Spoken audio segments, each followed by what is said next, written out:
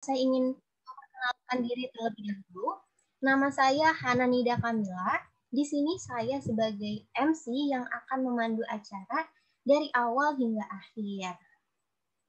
Nah, oke, sebelum itu saya akan mengingatkan kembali mengenai tata tertib yang harus teman-teman patuhi nih.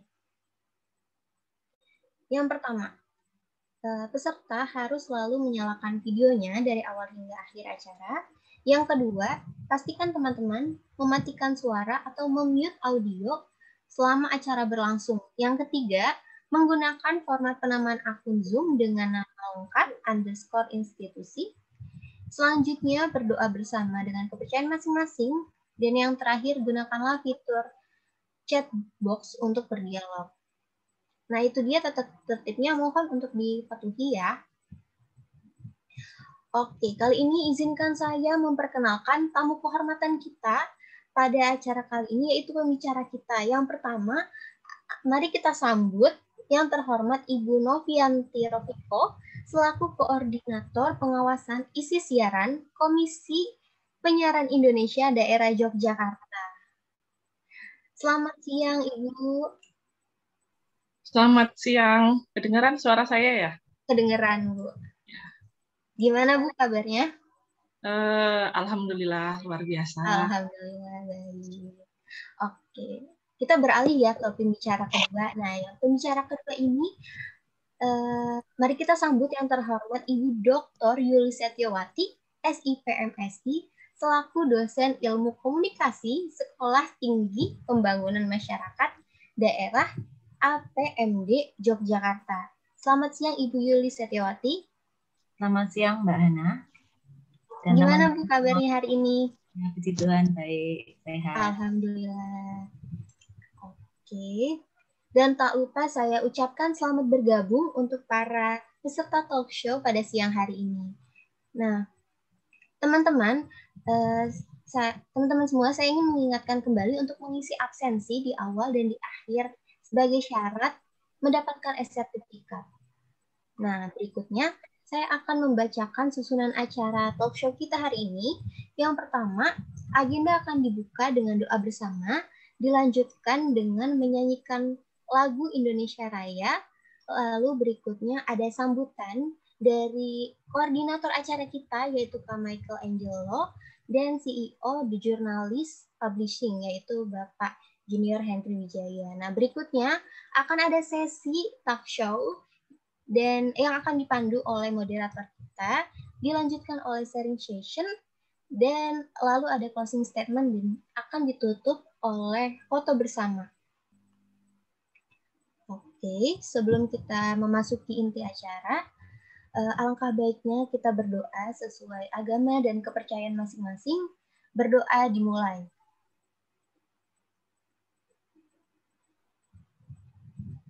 Berdoa selesai.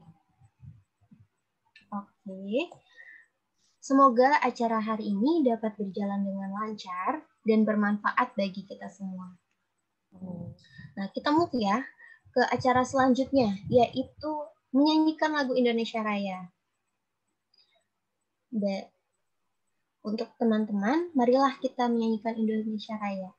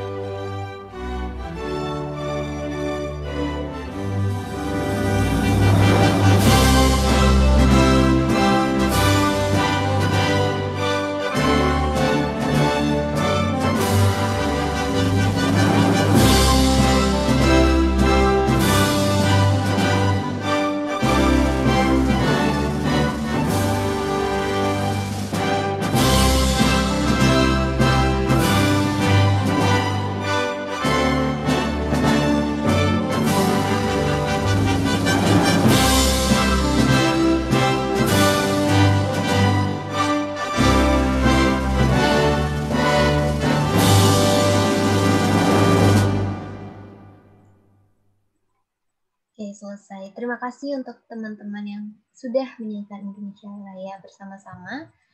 Terima kasih juga untuk panitia. Acara selanjutnya yaitu ada sambutan nih dari Ketua Pelaksana talk show kita hari ini, yaitu Kak Michael Angelo Kamaludin.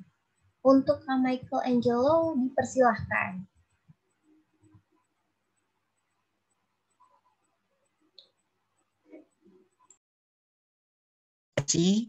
Pertama-tama, selamat siang yang terhormat Ibu Yulistiawati dan Ibu Noviati Rofiko selaku narasumber kita hari ini, Junior Henry selaku CEO di Jurnal Publishing, dan serta virtual talk show sekalian. Perkenalkan, saya Michael Angelo selaku Ketua Pelaksana dari virtual talk show hari ini. Bersyukur kepada Tuhan kita semua dapat di tempat ini untuk mengikuti acara pada hari ini. Saya ingin mengucapkan terima kasih atas kesediaan kedua narasumber serta antusias peserta semua dalam mengikuti virtual talk show hari ini yang bertemakan Sikap Bijak Dunia Penyiaran Pertelevisian. Dengan diadakannya virtual talk show ini, harapkan kita semua dapat sama-sama belajar dan saling tukar pikiran mengenai dunia penyiaran pertelevisian. Kiranya acara ini dapat menambah wawasan kita semua dan bermanfaat dalam kehidupan kita masing-masing. Terima kasih atas perhatiannya. Saya kembalikan ke Oke, terima kasih Kak Michael atas sambutannya yang sangat bagus ya. Selanjutnya akan ada sambutan lagi dari CEO The Journal Publishing, yaitu Bapak Junior Henry Wijaya. Untuk Bapak Junior Henry Wijaya, dipersilahkan. Ya, Assalamualaikum warahmatullahi wabarakatuh. Selamat siang, salam sehat, salam sejahtera ya untuk kita semua. Tentunya ini suatu kebahagiaan dalam keadaan pandemi ya, seperti ini kita masih disempatkan untuk belajar ataupun produktif seperti itu. Nah, tentunya pada hari ini salah satu event yang dilaksanakan oleh The Journal Publishing dengan melibatkan para anak-anak milenial seperti itu ya, dari internship The Journal Publishing dari beberapa kampus atau universitas yang ada di Indonesia. Nah, tentunya suatu kenikmatan yang luar biasa juga, kesempatan sehat, nikmat sehat begitu ya. Terus kemudian salawat serta salam tetap tercurahkan kepada baginda Nabi besar kita Muhammad SAW, keluarganya dan para pengikutnya. Baik, yang saya hormati Ibu Dr. Yulistiawati selaku narasumber dari dosen ilmu komunikasi STPMD APMD. Beliau merupakan sosok dosen yang luar biasa ya. Terus kemudian nanti bisa menyampaikan pernyataan atau opininya ya selaku dari sudut pandang dosen ilmu komunikasi terhadap sikap bijak dunia penyiaran pertelevisian begitu ya. Dan yang saya hormati juga ini Ibu Noviati Rofiko selaku dari KPID DIY, ini juga luar biasa juga ini salah satu rekan saya ya, alumni ilmu komunikasi. Namun beliau sangat beruntung sekali bisa bergabung di KPID DIY, dan tentunya dengan acara tema pada hari ini tentunya cocok sekali ya. Artinya kita bisa mendengarkan dari dua sudut pandang ya, dari langsung dari tim KPID-nya langsung, terus kemudian dari sisi akademisi seperti itu. Namun nanti saya juga tidak lupa ya berterima kasih kepada Mas Pilo ya selaku ketua koordinator untuk event hari ini. Terus kemudian dan tidak lupa juga kepada adik-adik kami yang sudah membantu di event atau pelaksanaan event kali ini. Nah, tentunya kekurangan demi kekurangan itu adalah suatu kehilafan ya tentunya, dan harapannya kita itu akan bisa menjadi evaluasi kita untuk ke depannya. Nah, The Journal Publishing ini juga menyediakan untuk teman-teman ataupun para peserta hari ini yang hadir bisa menjadi fasilitas untuk dalam dunia literasi seperti itu ya, baik menerbitkan naskah begitu ya, antologi cerpen, puisi, dan novel dan sebagainya. Nah, jadi nanti fasilitas ini akan kami sediakan oleh Digital Publishing. Nah, tentunya tidak lupa juga apabila ada kesalahan dalam penyelenggaraan ini, kami mohon maaf, dan tentunya itu menjadi sebuah ketidaksengajaan dari kami begitu ya. Nah, mudah-mudahan di event selanjutnya akan lebih baik, dan saya sangat mengapresiasi sekali kepada tim atau rekan-rekan yang sudah meluangkan waktunya ya untuk mensukseskan acara ini. Oke, cukup dari saya.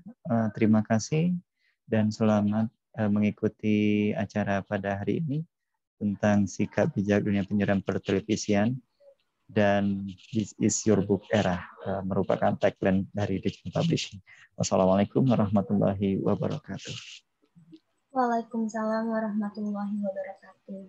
Terima kasih Bapak Junior Henry Wijaya atas sambutannya. Acara selanjutnya yaitu sesi talk show yang pastinya sudah dinanti-nanti. Tetapi sebelum saya menyerahkan kepada moderator, saya ingin mengingatkan kembali untuk teman-teman agar menyalakan kamera videonya dan memakai virtual background yang sudah disediakan oleh panitia. Jadi yang belum nyalain kameranya, ayo kita nyalain kameranya bareng-bareng. Oke, tanpa berlama-lama lagi, saya akan membacakan CV moderator. Oke, untuk kakak operator mungkin bisa dibantu di-share.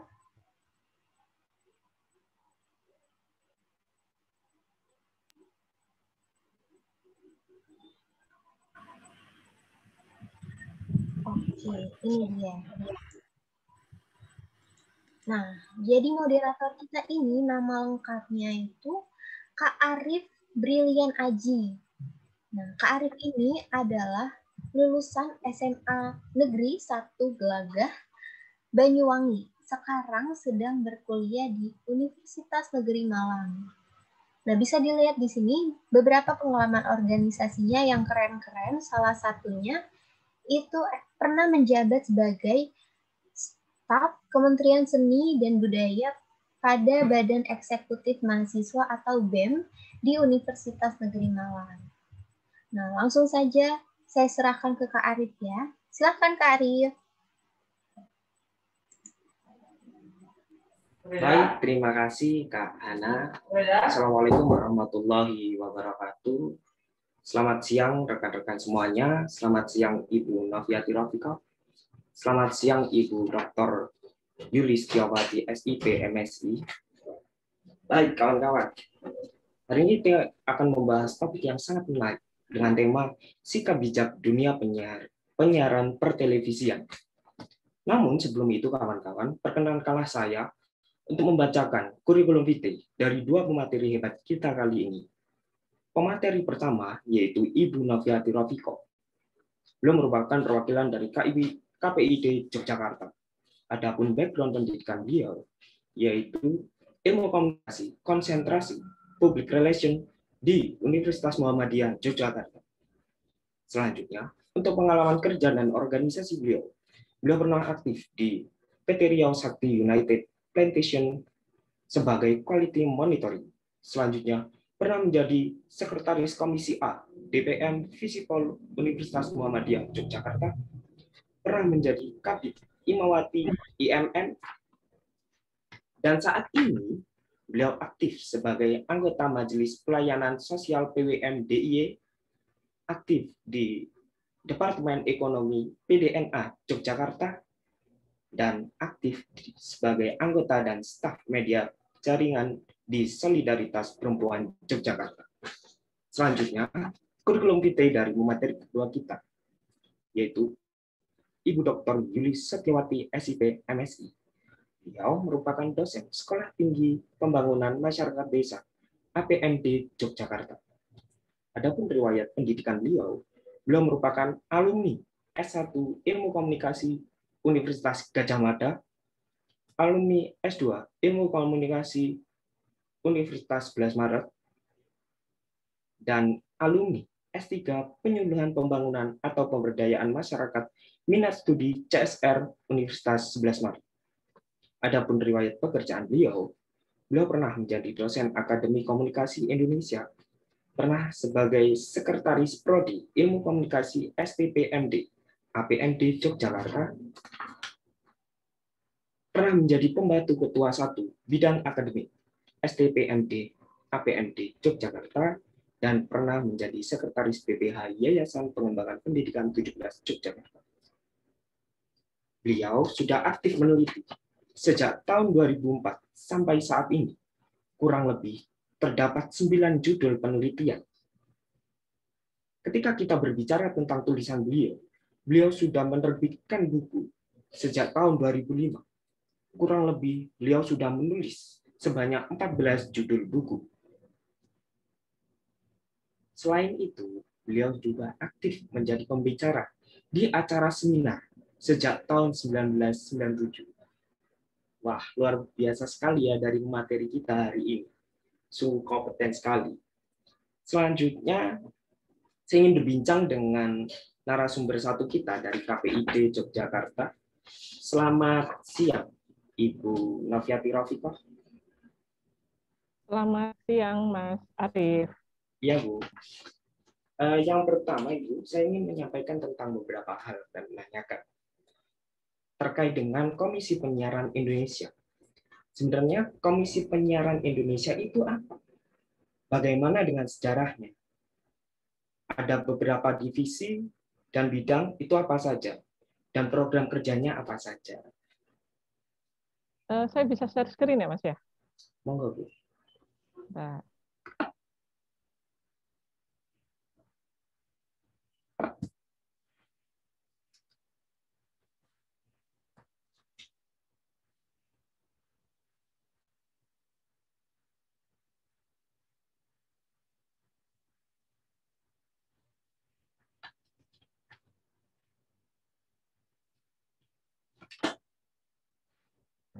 Nah, sebelumnya, Assalamualaikum warahmatullahi wabarakatuh. Salam sejahtera bagi kita semua, salam sehat, dan salam bahagia selalu. Jangan lupa untuk tetap mematuhi protokol kesehatan, pakai masker. Saat ini saya mohon izin tidak pakai masker karena kita berada di ruang virtual. Oke. Nah, sebelumnya perkenalkan, nama saya Noviati Rofikoh. Saat ini saya, kalau KPI itu kan pusat ya, Komisi Penyiaran Indonesia itu pusat, sedangkan saya berada di daerah, tepatnya di daerah Istimewa Yogyakarta. Dan saya sebagai koordinator bidang pengawasan isi siaran di KPID DIY. Nah, mungkin sedikit saya mau menjelaskan tentang terbentuknya KPI itu seperti apa. Nah, sebetulnya pada awalnya Indonesia itu hanya memiliki atau hanya bisa menikmati satu siaran televisi saja. Itu pun dimiliki oleh pemerintah, yaitu TVRI. Itu sejak tahun 1962 sampai 1989. Kira-kira berapa itu? 27 tahun ya, kita menikmati satu siaran televisi. Kemudian pada tahun 1989 sampai 93 itu baru muncul 5 stasiun, 5 lembaga penyiaran swasta, itu pun tanpa aturan yang tegas sebetulnya berdirinya, dan dimiliki oleh, dikuasai oleh kroni presiden waktu itu.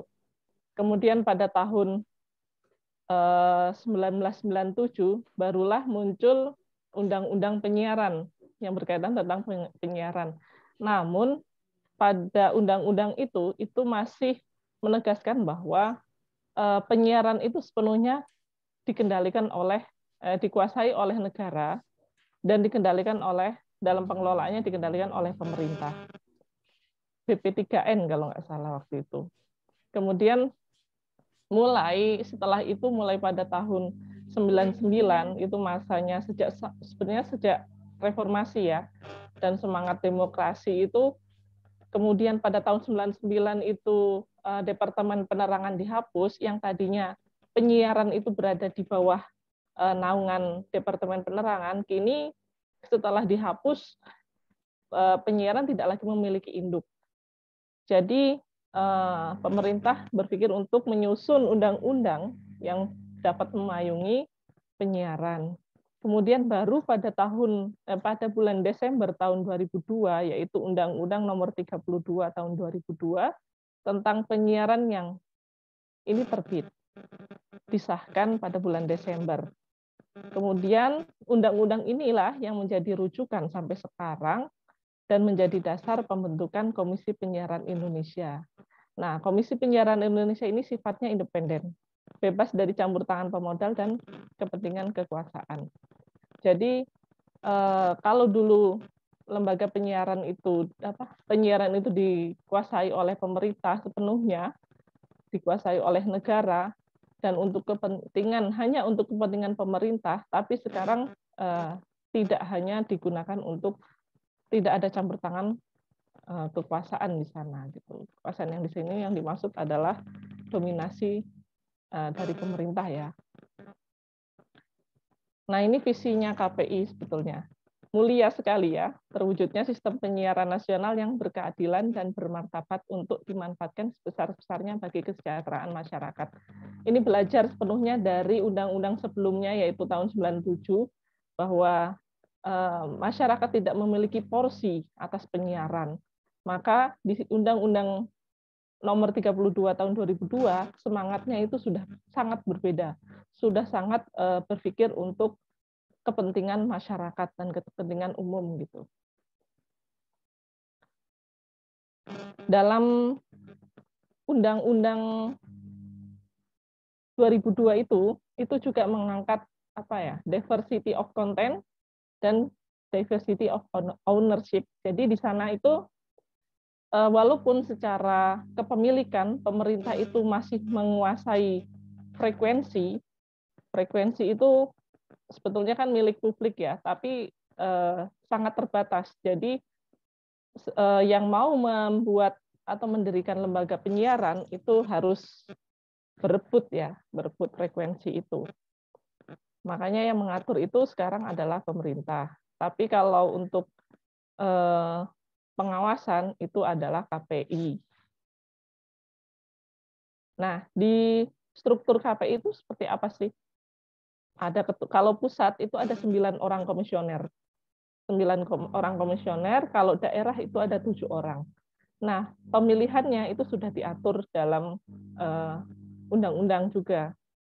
Itu bahwa kalau KPI pusat itu diawasi oleh DPR, sedangkan KPI daerah atau KPID itu diawasi oleh DPRD, dan anggarannya juga menggunakan APBD, sedangkan kalau KPI pusat anggarannya menggunakan APBN.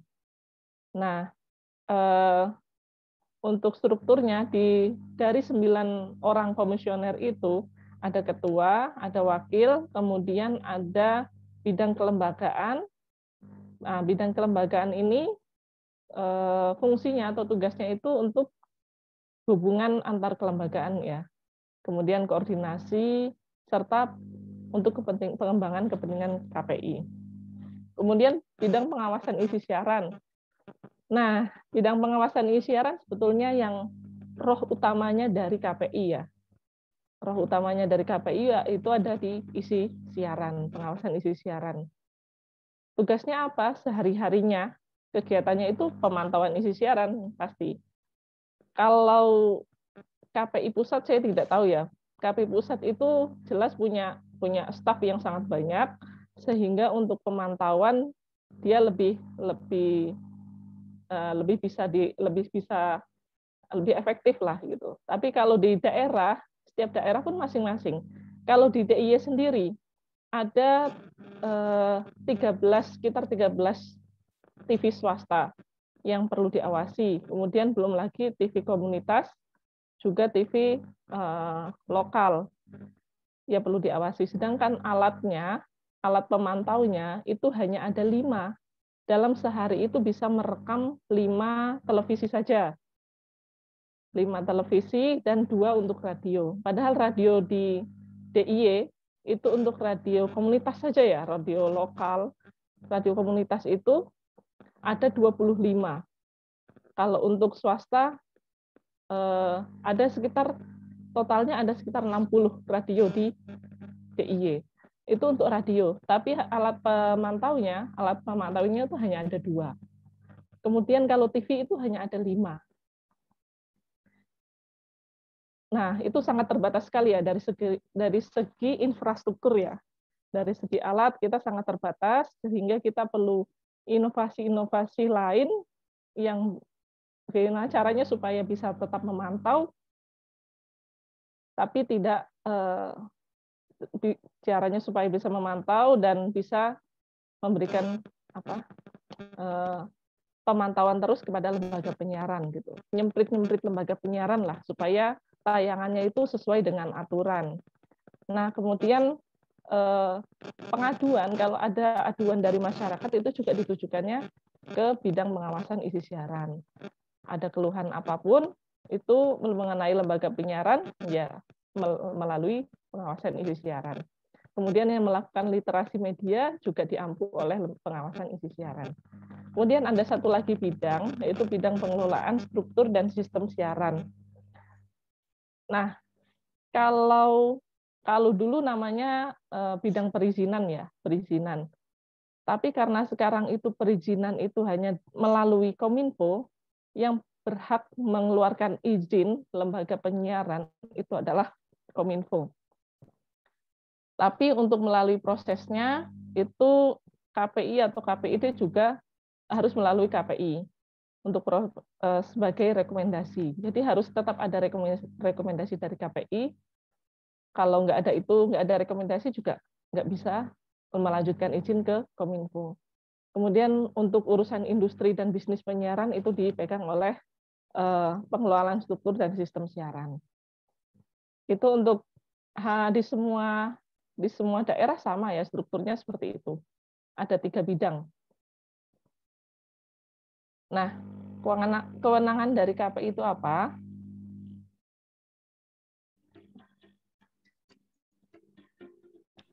Yaitu menetapkan standar program siaran, menyusun P3 SPS, kemudian mengawasi pelaksanaannya, dan memberikan sanksi. Nah, biasanya masyarakat itu paling banyak mempertanyakan gimana nih sanksinya, tegurannya terhadap pelanggaran yang dilakukan oleh lembaga penyiaran gitu.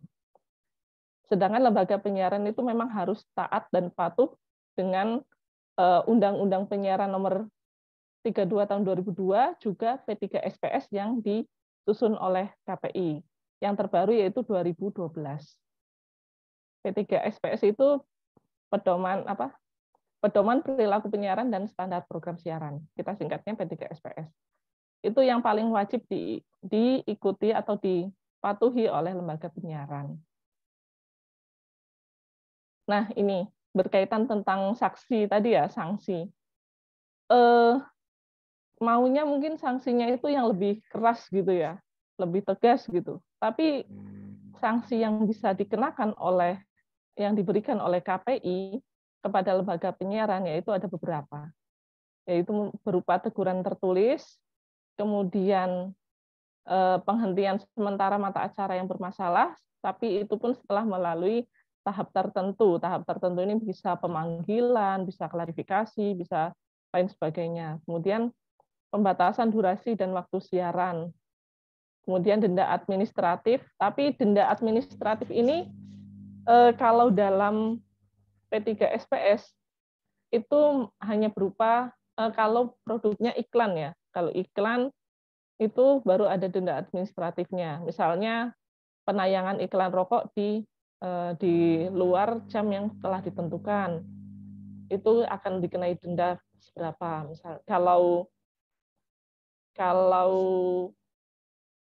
televisi itu maksimal kalau tidak salah 1 miliar, dan kalau untuk radio itu maksimal 100 juta. Kemudian pembekuan kegiatan siaran untuk waktu tertentu. Kemudian tidak diberi perpanjangan izin penyelenggaraan penyiaran atau pencabutan izin penyelenggaraan penyiaran. Ini yang paling besar. Sanksi yang paling berat yaitu dicabutnya izin penyelenggaraan penyiaran. Berarti kalau udah dicabut izinnya, dia udah nggak bisa lagi bersiaran gitu, nggak bisa lagi ada muncul namanya televisi apa di televisi teman-teman gitu, udah nggak bisa muncul. Kemudian ini juga sering dipertanyakan sama masyarakat ya, kok bisa tayang gitu, kok bisa tayang itu adegannya banyak yang kayak gitu, kok nggak disensor gitu, kok bisa diloloskan aja sih sama KPI, mana KPI gitu, pasti yang disalahkan selalu KPI gitu. Padahal kalau teman-teman tahu ya, KPI itu bukan lembaga sensor. Kemudian tugasnya itu mengawasi isi siaran. Nah, namanya mengawasi isi siaran itu berarti setelah tayang. Jadi kalau udah tayang baru ditemukan pelanggaran, nah KPI itu punya wewenang untuk memberikan teguran atau sanksi atau tindakan. Tapi sebelum tayang itu adalah wewenangnya lembaga sensor. Kalau misalnya keberatan ada bagian yang tidak disensor atau sensornya kebanyakan gini aja kok disensor, itu kewenangannya dari lembaga sensor. Sebetulnya di televisi atau lembaga penyiaran sendiri itu udah punya apa departemen atau lembaga sensornya sendiri ya. Nah, itu bedanya KPI sama lembaga sensor. Kalau lembaga sensor itu sebelum tayang, KPI itu setelah tayang. Kalau kita menegur sebelum tayang, itu nggak ada aturannya. Dan itu kita yang juga bisa menyalahi aturan gitu. Nggak ada aturannya, tapi kenapa sih kok boleh, padahal KPI udah tahu ada acara ini misalnya mau ditayangkan, KPI tahu gitu, tapi nggak ditegur gitu. Ya nggak bisa, karena kita menegurnya setelah tayang gitu. Kalau belum tayang ya belum bisa. Tapi KPI mungkin bisa melakukan pencegahan-pencegahan, diklarifikasi dulu seperti apa tindakan preventifnya ya. Itu bisa dilakukan. Tapi kalau untuk menghentikan belum bisa karena belum ditayangkan. Kalau belum tayang itu kan hanya baru sekedar wacana atau rencana ya. Itu bedanya KPI dan lembaga sensor. Nah, ini yang seperti saya bilang tadi. Rohnya KPI sekarang itu ada di bidang isi siaran. Sedangkan untuk perizinan itu pada akhirnya ada di Kominfo gitu. Jadi kalau misalnya kita nggak bisa serta-merta memberikan sanksi ada tayangan yang melanggar kemudian diberikan sanksi diberhentikan gitu. Itu nggak bisa juga. Kemudian dicabut izinnya. Kenapa sih nggak dicabut aja izinnya gitu kan? Nggak bisa. Karena memang itu kewenangannya dari Kominfo. Kita hanya sifatnya memberi rekomendasi. Bisa pada akhirnya bisa memberikan sanksi jika pelanggarannya sudah dilakukan beberapa tahap, diabaikan gitu kan, tegurannya diabaikan, pada akhirnya kita bisa memberikan surat kepada Kominfo untuk mencabut izin lembaga penyiarannya. Gitu ya. Kemudian ini lebih jauh nggak apa-apa ya Mas Arif ya? Ya Bu, cuman sebelum itu saya mau tanya ini Okay. Terkait dengan wewenang KPI di sini kan tadi Ibu juga menjelaskan bahwa KPI sebagai pengawas dari penyiaran ya Bu. Itu yang diawasi itu apa saja? Seperti itu Bu. Oh, yang diawasi? Iya. Ya, karena yang kewajibannya KPI itu membuat peraturan, jadi yang diawasi sesuai peraturan, sesuai undang-undang juga P3SPS. Apa sih biasanya kalau itu dari tayangan seberapa banyak tayangan asingnya gitu kan, program siaran asingnya seberapa banyak, maksimal itu kalau di undang-undang itu adalah 40%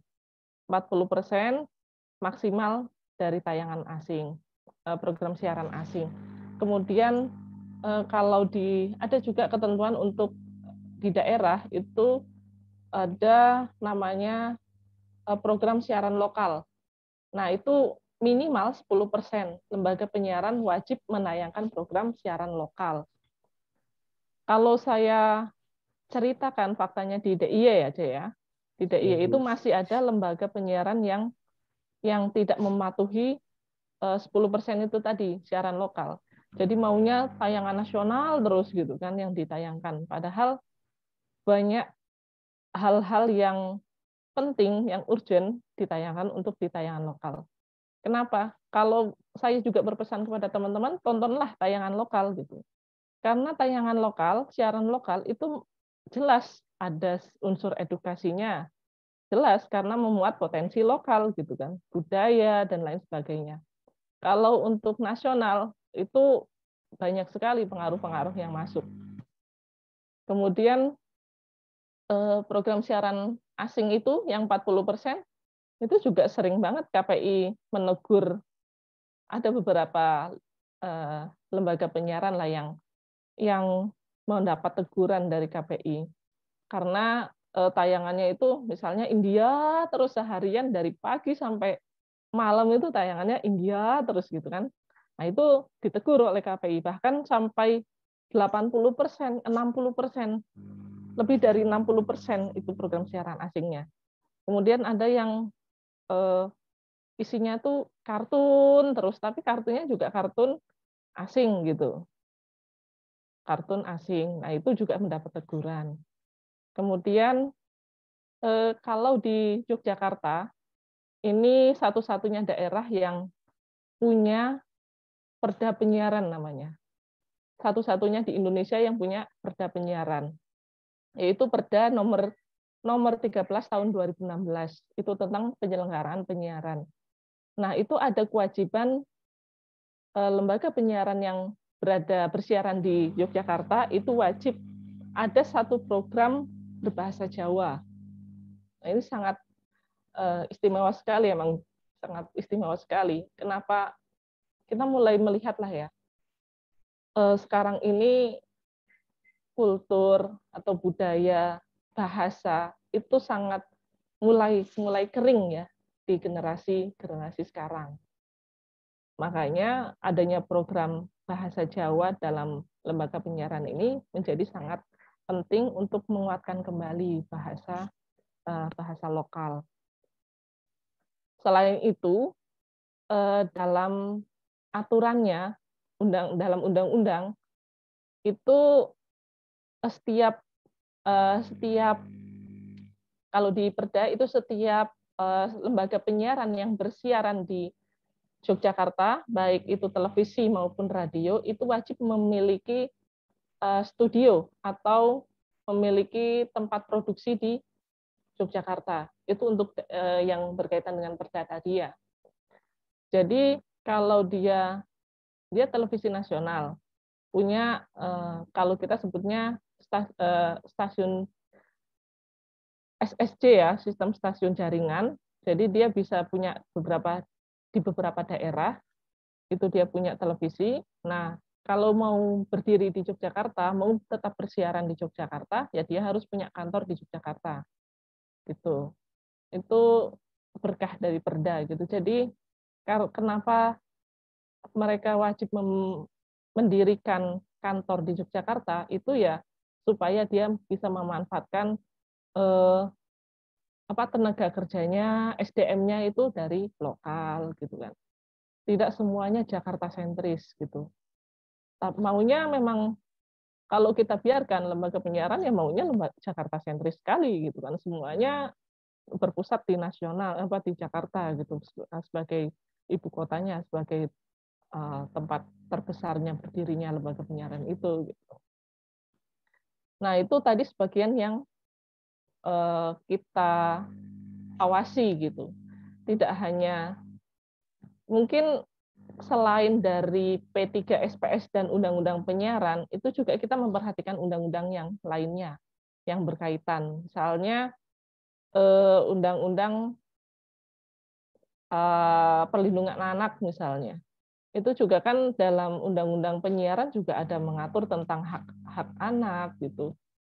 Bagaimana tayangan harus sesuai dengan klasifikasi usia, itu ada dalam undang-undang. Jadi gitu Mas Arief, yang kita awasi memang sesuai dengan P3 SPS dan Undang-Undang Penyiaran. Begitu Mas Arief. Baik.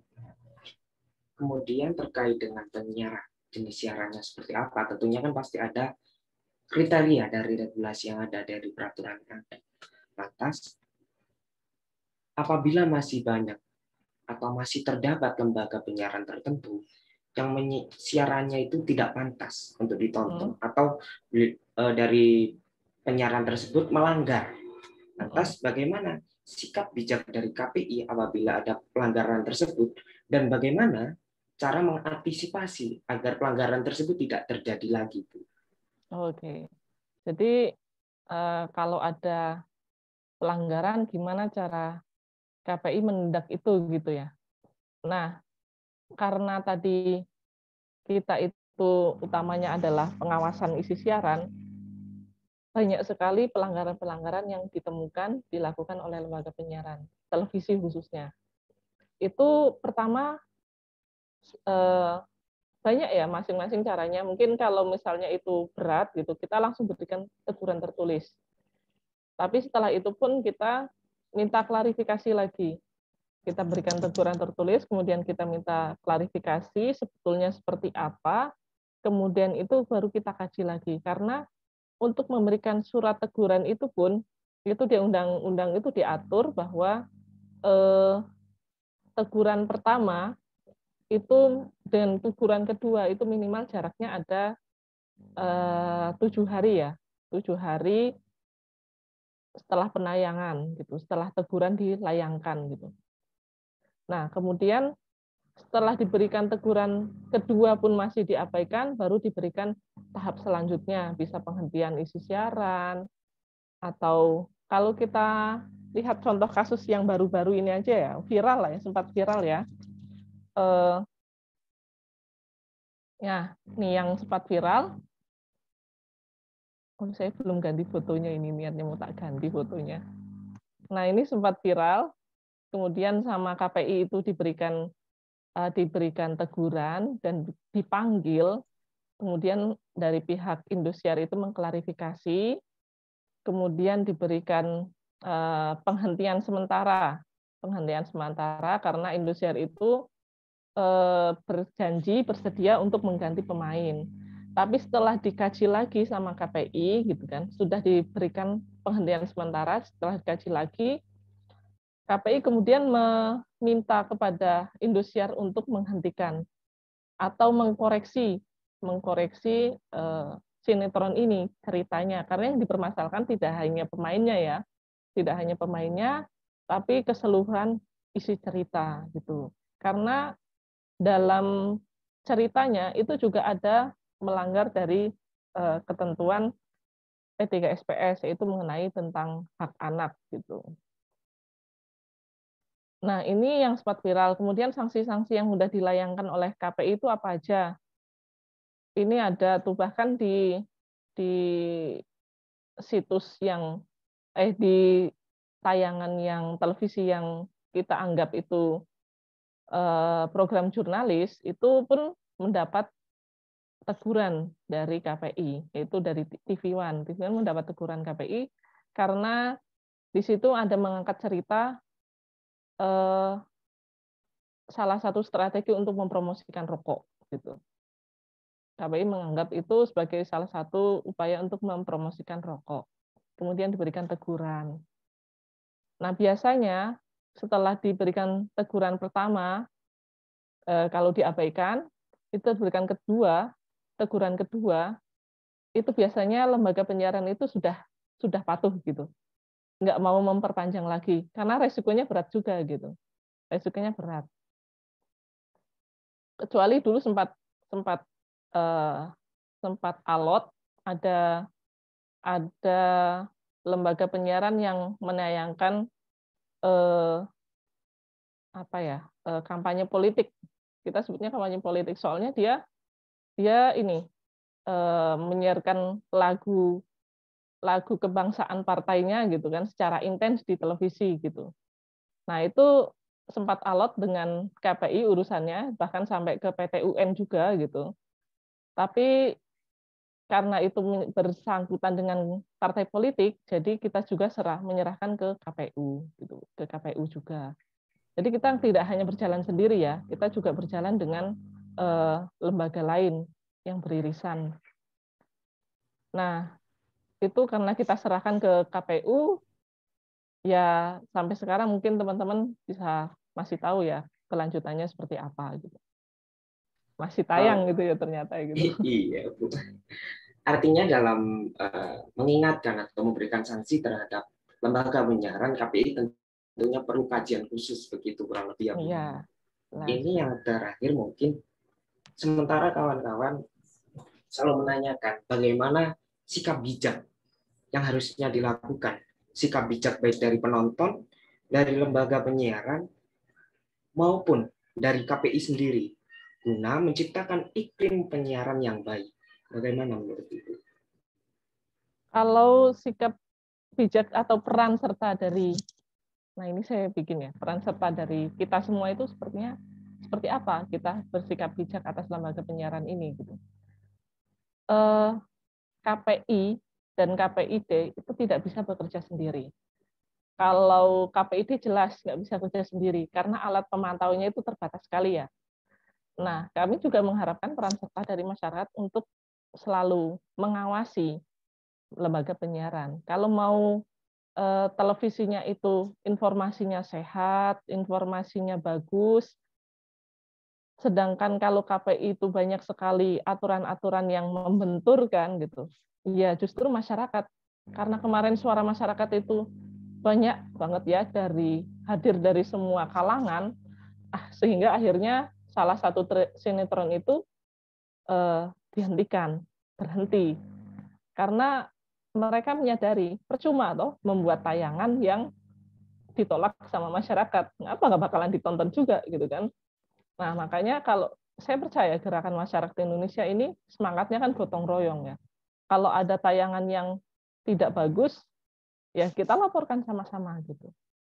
Sifatnya memang aduan itu berhak untuk individual.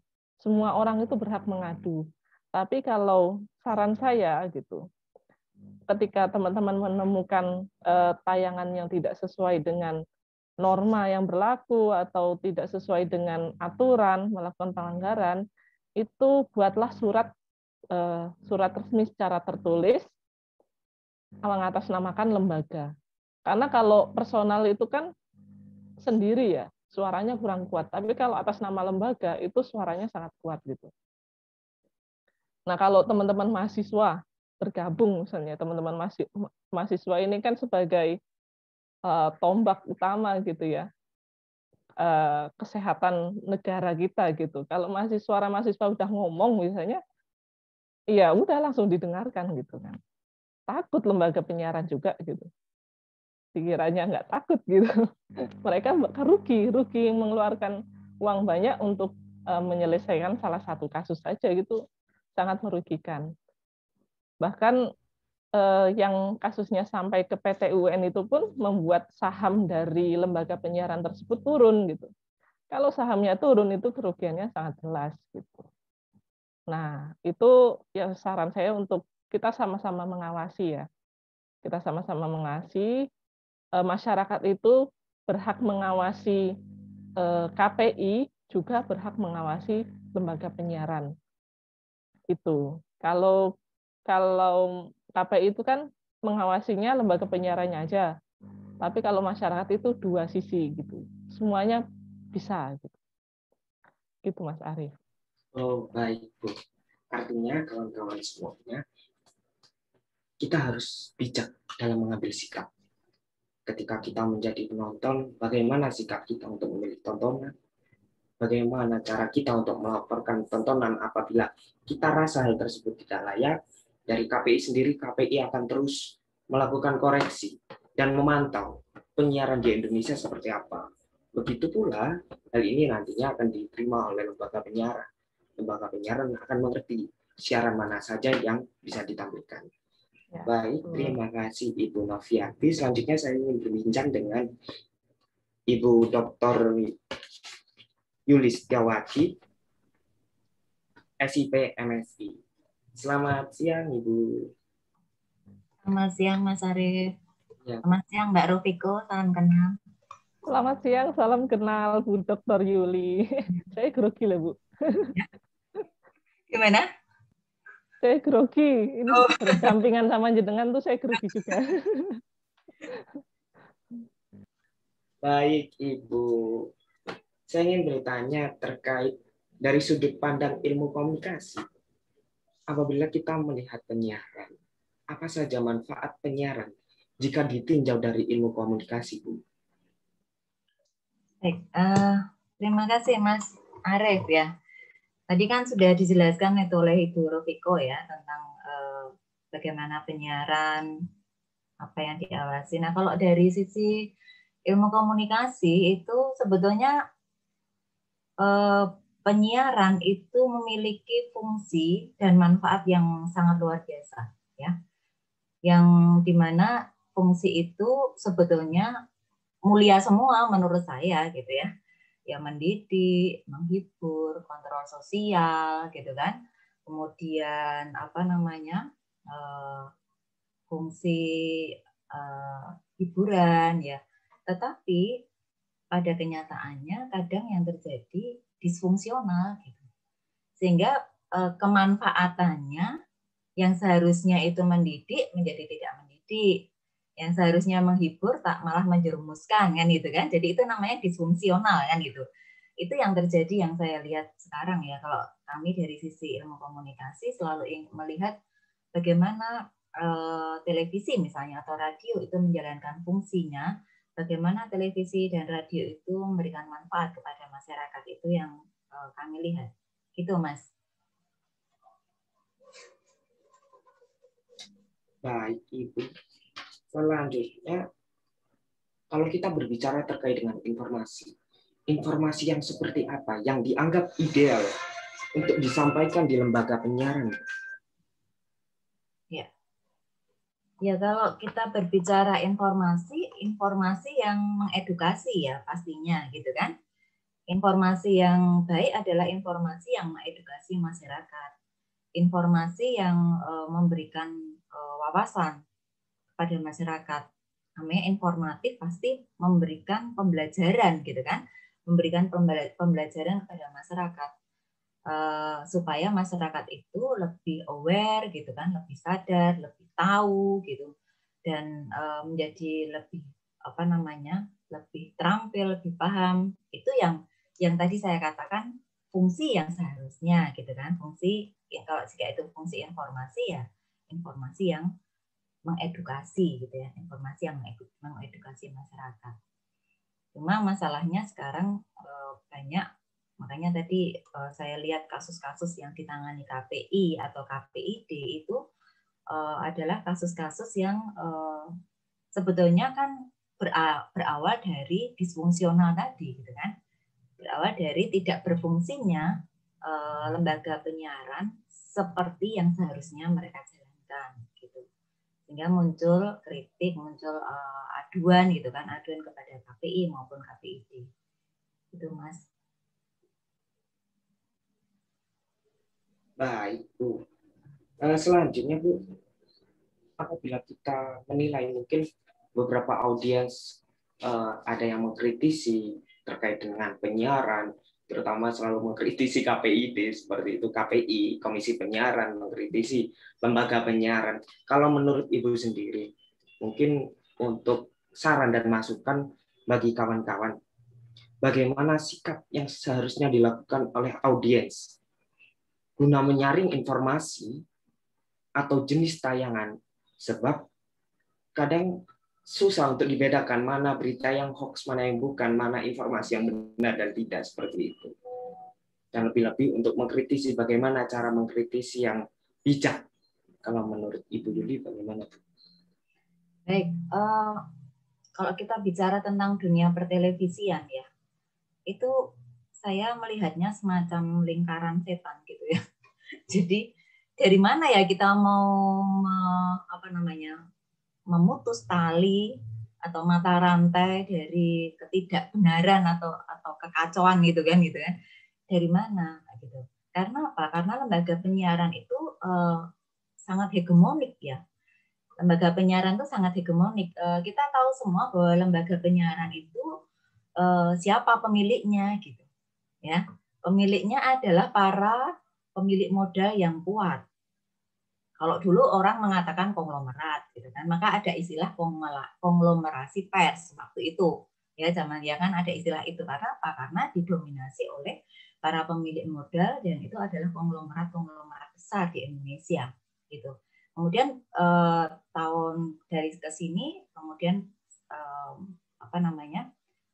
ditambah dengan para politisi, di mana para konglomerat ini kan juga para politisi, gitu kan. Jadi kayak lembaga-lembaga penyiaran ini tidak bebas dari partai-partai politik tadi yang disebutkan oleh Mbak Rofiko ya, lagu kebangsaannya aja dihilangkan nggak bisa gitu kan. Nah itu kan siapa pemiliknya?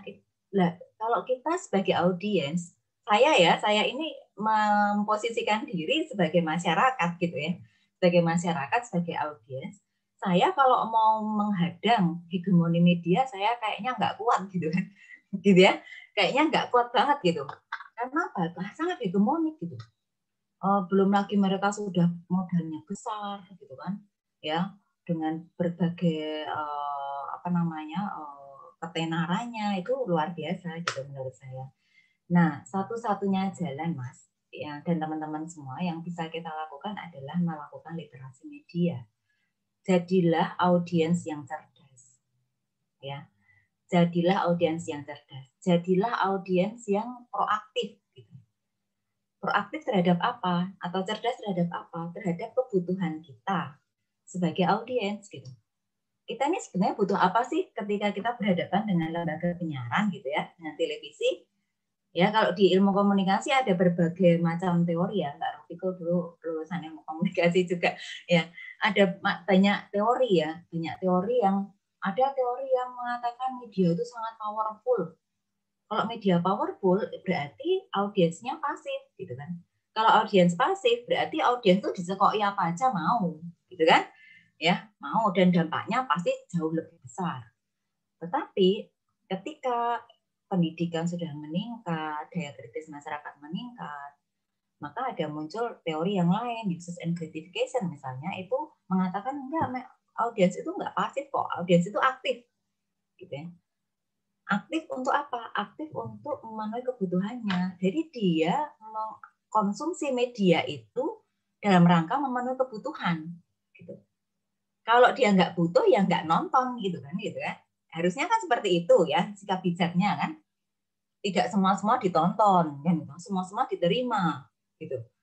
Tapi sikap bijak ya kalau nggak butuh ya nggak usah ditonton, gitu. Saya ada salah satu acara nih ya, kalau saya itu kadang jengkel juga gitu ya. Ini acara kok cuma ayal-ayalan, kayak orang Jawa tuh padu gitu ya.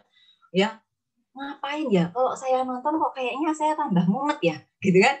Kok kayaknya nggak damai sejahtera, saya tambah mumet, tambah saya sendiri kok kayak getem-getem rasanya tuh marah-marah sendiri gitu. Jadi kan kemarahan tuh kayak virus yang menular ya, kayak COVID gitu ya. Ya jadi yang kita tonton dari media itu kayak seolah-olah itu masuk gitu. Saya pikir udahlah kalau gitu saya matikan aja lah TV-nya gitu. Ya itu sikap bijak menurut saya. Kalau saya nggak butuh nggak usah nonton. Jadi jadilah audiens yang cerdas. Ini yang kami perjuangkan Mas di ilmu komunikasi STPMD APMD yang mungkin berbeda dengan ilmu komunikasi dari perguruan tinggi yang lain.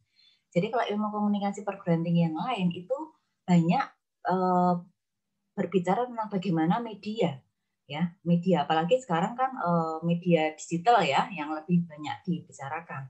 Nah, bagaimana menjadi jurnalis, public relations dan sebagainya, kami juga berbicara tentang hal itu, tetapi dari sudut pandang kita masyarakat, gitu ya. Sudut pandang yang kami perjuangkan di ilmu komunikasi itu adalah bagaimana kita ini memperjuangkan masyarakat supaya menjadi audiens yang cerdas. Gitu. Karena apa tadi dasarnya adalah bahwa media itu hegemoni. Hegemoni media kalau mau kita lawan, tadi kan KPI aja gitu loh. Mbak, teguran 1 ke teguran 2 1 minggu. Lah itu nek sudah tayangan jalan terus, ya kan, jalan terus, ini dampaknya sudah luar biasa bagi masyarakat, ya kan. Nah, kalau nunggu hal itu tuh suwi kan gitu. Kalau orang Jawa, aduh lama gitu kan, lama. Jadi gimana dong? Ini dampaknya udah luar biasa lah. Suara hati istri itu saya awalnya ya nggak tahu ini apa kok ini kok sampai viral gitu ya, sampai viral seperti itu kenapa? Saya sampai kemarin tuh sampai setel ini ya, Boy William ya.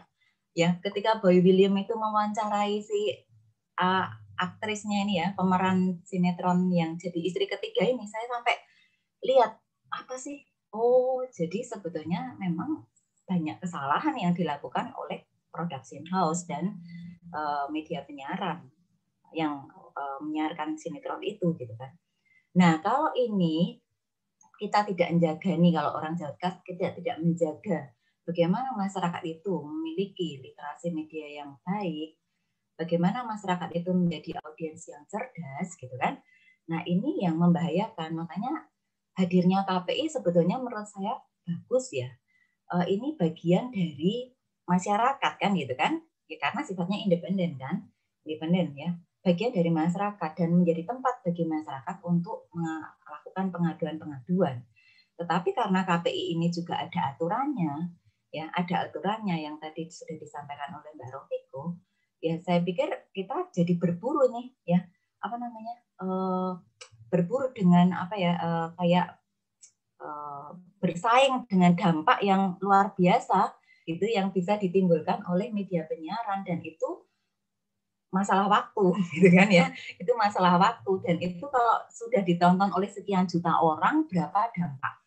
Bagaimana dampaknya, gitu kan? Seberapa luas dampak itu terjadi di masyarakat, kan itu kan? Nah itu kan luar biasa ya. Saya kalau membayangkan, wah luar biasa nih kalau kita hanya menggantungkan diri pada KPI atau KPID, gitu kan? Tapi kita tidak mencerdaskan masyarakat kita, memberdayakan masyarakat kita, itu juga kita akan seperti ini terus, gitu kan? Nah makanya ilmu komunikasi STPMD itu apa namanya kami belajarnya bagaimana voicing the voiceless gitu ya, voicing the voiceless itu menyuarakan orang-orang yang tidak bisa bersuara gitu ya, memberdayakan masyarakat yang selama ini hanya sebagai objek aja ya. Jadi kita jadikan masyarakat ini subjek gitu, subjek supaya mereka aktif, kritis gitu ya, kritis dan apa namanya mereka tahu kebutuhannya ketika bermedia ini apa gitu ya. Jadi tidak hanya sekedar bermedia, tetapi dampaknya ini mereka tidak perhitungkan gitu Mas. Jadi menurut saya sikap bijak ya, menjadi audiens yang cerdas itu adalah sikap yang harus dimiliki oleh setiap audiens ketika berhadapan dengan lembaga penyiaran ya, gitu Mas. Nah, itu artinya kawan-kawan semuanya, kita di sini punya cara yang sudah diberi masukan dari Ibu Yuli dan Ibu Noviati, bagaimana cara kita untuk menyikapi. Seperti contoh kita menonton tayangan mana yang kita butuhkan. Apabila kita tidak setuju dengan tayangan tersebut, mungkin kita bisa tidak menontonnya, atau mungkin kita juga bisa mengajukan surat terhadap KPI sendiri, memberikan surat yang menyatakan bahwa tayangan ini seperti ini. Mungkin seperti ini. Ditambah lagi dengan objektivitas ketika kita menilai sesuatu. Kita harus memperbanyak literasi, kita harus melihat, menganalisis kesalahan apa saja atau ada apa saja sih di sini plus negatifnya, sehingga kita akan menjadi masyarakat cerdas dan bijak, kurang lebih seperti itu.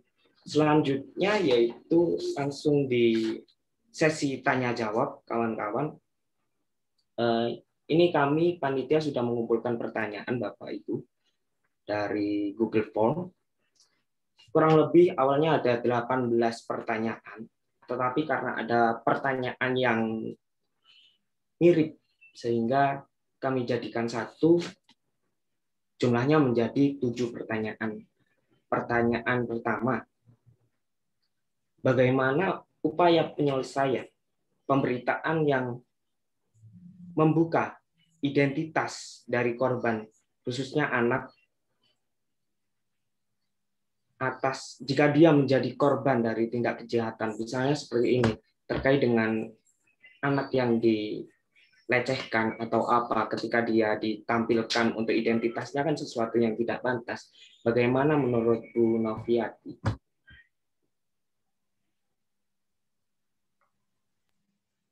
Oh, tadi ini ya, pertanyaannya tentang bagaimana menayangkan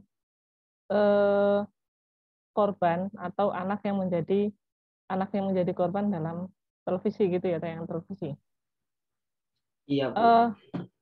Jadi sebetulnya kalau untuk menayangkan anak, menampilkan anak, itu tuh sudah ada aturannya sendiri. Bahkan jangankan yang menjadi korban pelecehan atau yang lain sebagainya, korban kekerasan, kejahatan, yang bermain sinetron aja misalnya, itu sebetulnya itu sudah ada aturannya. Tidak boleh sampai mengeksploitasi anak, itu nggak boleh. Misalnya kalau sinetron itu ada pemerannya itu anak gitu, tapi dia bukan di program siaran anak, dia ya hanya sebatasnya aja, nggak boleh sampai dieksploitasi. Misalnya dia harus syuting dari pagi sampai jam berapa gitu, itu nggak boleh sebetulnya.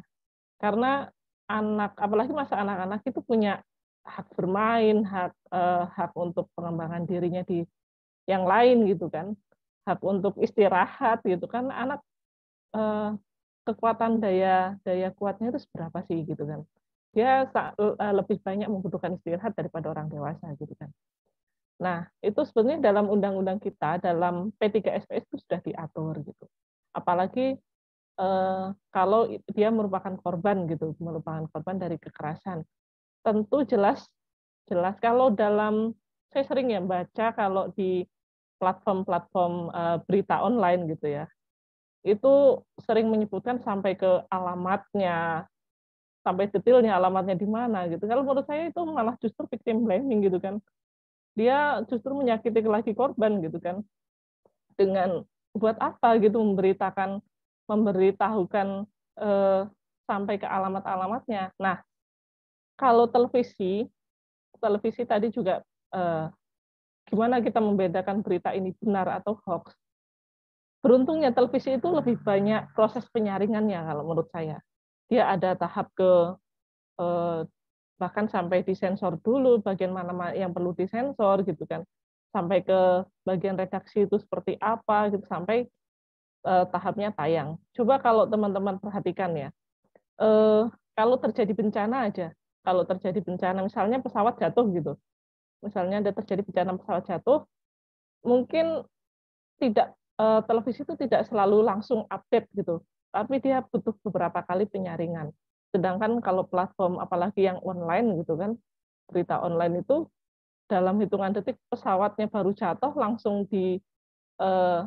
di-upload gitu, beritanya udah langsung muncul gitu. Jelas secara kualitas beritanya pun bisa dipertanyakan gitu kan ya. Jadi kalau kita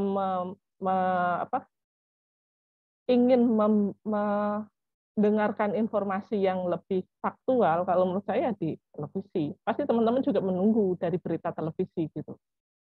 Ya karena sifatnya yang tidak bisa saat itu juga gitu. Dia harus menyiapkan alat, dia harus datang ke sana untuk bisa menyampaikan berita gitu. Jadi bisa lebih tersaring ya kalau di televisi. Itu kelebihannya televisi daripada media online sekarang gitu. Nah itu kaitannya sama yang korban, dalam penayangan juga udah diatur. Kalau ada korban bencana, itu nggak boleh menampilkan misalnya maaf ya potongan-potongan tubuh gitu nggak boleh. Ada aturan-aturannya yang lainnya gitu. Kemudian tidak boleh menampilkan wajah gitu kan, wajah misalnya korban kekerasan tidak boleh menampilkan wajah, bahkan sering juga suaranya juga disensor gitu kan, atau apa namanya itu yang suaranya itu kayak dipalsukan gitulah, suaranya bukan suara aslinya gitu kan, namanya bukan nama asli, nama inisial aja gitu. Dan tidak boleh terlalu mengoreksi yang terlalu dalam gitu ke dalam misalnya ke emosi si anak ini tadi itu nggak boleh. Gitu. Itu Mas Arief. Ibu. Artinya sebenarnya sudah ada regulasi ya Bu terkait yang mengatur itu bagaimana berita untuk menyeleksi berita. Artinya mungkin bisa digarisbawahi kawan-kawan bahwa kalau misal di televisi itu proses untuk seleksinya itu lebih banyak tahapannya, sedangkan di internet mungkin kita tinggal mengakses saja atau kita menulis kemudian dikirim selesai. Selanjutnya yaitu pertanyaan kedua untuk Ibu Yuli Setiawati. Peran penyiaran publik terhadap kegiatan komunikasi pembangunan saat ini itu apa? Oke. Terima kasih Mas Arief. Baik, untuk teman-teman yang ingin mencari informasi tentang bagaimana peran penyiaran publik dalam komunikasi pembangunan ya, atau pembangunan saat ini. Kita lihat sekarang perkembangannya sudah cukup bagus ya sebetulnya ya, bahwa media penyiaran itu sudah menginformasikan sedemikian rupa proses dari pembangunan di Indonesia ya. Bagaimana media penyiaran ini berusaha mengkomunikasikan segala sesuatunya gitu. Tetapi memang yang saya lihat jika terjadi misalnya ya kecelakaan begitu ya dalam proses itu yang saya lihat itu etika jurnalistiknya yang mungkin yang masih perlu ditingkatkan gitu ya. Jadi kita kan tahu ya bahwa jurnalistik itu memiliki kode etik gitu ya. Para jurnalis itu terikat oleh kode etik. Tapi yang saya lihat sekarang memang sebaiknya memang para jurnalis ini lebih banyak meningkatkan sisi itu ya. Bagaimana kita itu memegang kode etik sehingga tidak terjadi hal-hal yang sebetulnya tidak perlu ditanyakan. Jurnalisme firasat nih Bu. Ya, gimana? Jurnalisme firasat. Ya. Jadi sudah tahu kalau korbannya sedih masih ditanya. Ya, masih ditanya. Bapak sedih ya, anaknya meninggal ya sedih lah, jelas gitu kan. Nah, ini yang menurut saya harus direfleksi lagi lah di dalam dunia jurnalistik di Indonesia nih ya. Jadi apakah benar sih para jurnalis-jurnalis ini sudah dibekali dengan kode etik yang baik, yang mereka memahaminya secara baik dan bisa mempraktekannya dengan baik gitu ya di dalam profesinya gitu. Karena bagi saya kadang kalau lihat itu jadi ikut mangkel, ini kenapa ya kok kayak gini ditanyakan ya gitu kan. Harusnya kan nggak usah ditanyakan. Nah itu kalau misalnya hal semacam itu langsung ya kita dibiarkan begitu saja, itu akan sangat mengganggu menurut saya. Nah, proses pembangunan yang terjadi di Indonesia menurut saya sudah sedemikian diakomodasi ya oleh media penyiaran. Kita seperti misalnya contohnya kasus COVID ini. Kita tahu bahwa pandemi ini kan menjadi PR seluruh dunia termasuk Indonesia ya. Dan dampaknya juga multidimensi ya, sangat luas. Tidak hanya berdampak pada ekonomi. Ya, kalau misalnya dulu Presiden Jokowi mengatakan targetnya herd immunity gitu kan. Kalau sekarang yang terjadi apa yang terjadi? Hari ini berapa, kemarin berapa gitu kan, yang terpapar. Yang terjadi bukan mungkin herd immunity gitu, tetapi yang terjadi sekarang herd stupidity gitu.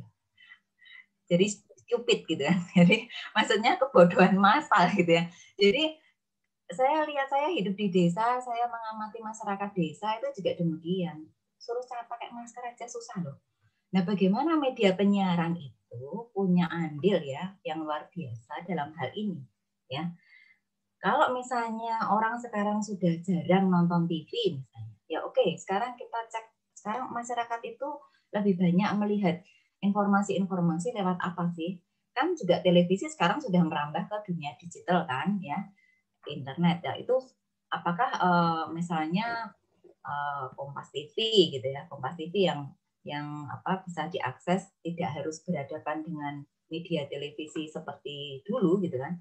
Itu bagaimana misalnya media-media seperti ini itu punya andil yang lebih gitu ya, lebih saat ini karena kita ini sedang berburu dengan waktu gitu. Berburu dengan waktu bagaimana supaya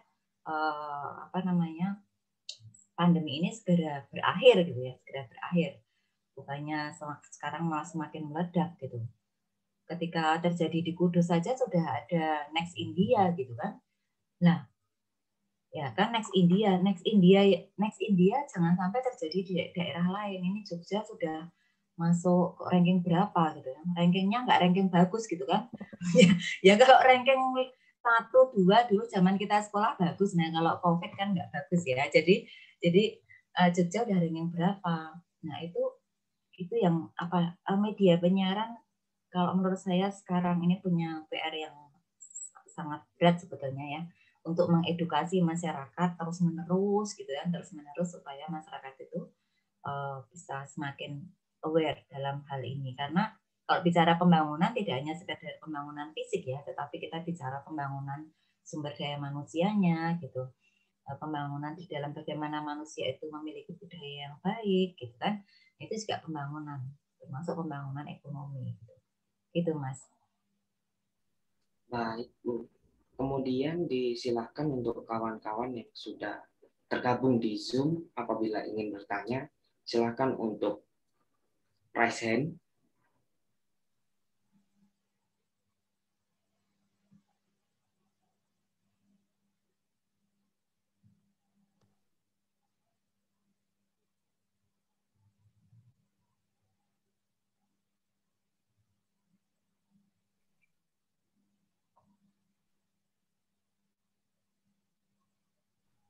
Bagaimana kawan-kawan? Apakah ada ingin yang bertanya atau berargumen? Mungkin saya mau nambahin ya Mas Arif ya. Silakan Ibu. Ini tadi kan disebut juga tentang TV digital ya. Kita itu mungkin teman-teman sudah tahu atau ada juga yang belum tahu bahwa tahun 2022, tahun depan tepatnya tanggal 2 November 2022, semua TV-TV itu kalau yang analog itu mati total. Jadi berpindah ke TV digital. Nah, keuntungannya TV digital itu mungkin dari segi teknis ya gambarnya bagus gitu kan. Tidak ada semut-semut lagi gitu. Jangkauan siarannya mungkin lebih banyak, lebih luas gitu. Kemudian TV digital itu menghemat frekuensi gitu, menghemat frekuensi. Kalau sekarang itu misalnya ada 30 televisi, itu dia masing-masing pegang satu frekuensi, satu channel gitu. Tapi sekarang karena ada digital itu dalam satu MUX, pemegang MUX multiplexing itu bisa memuat sampai 10 sampai 13 televisi. 10 sampai 13 channel gitu. Jadi misalnya nanti kita lebih banyak pilihannya nanti. Lebih banyak pilihan tayangannya, tapi semakin susah bagi KPI dan KPID untuk mengawasinya. Karena TV-nya itu semakin banyak jumlahnya. Di Yogyakarta sendiri, itu yang sudah terdaftar dalam TV digital itu sudah 30. Kalau sekarang swasta itu yang bisa kita tonton hanya 13 sampai 16 gitu. Itu sudah termasuk TV lokal. Tapi sekarang TV digitalnya aja itu yang mendaftar sudah 30 gitu. Itu mungkin setelah tahap pertama itu tahun 2002 besok akan bertambah lagi setelah itu.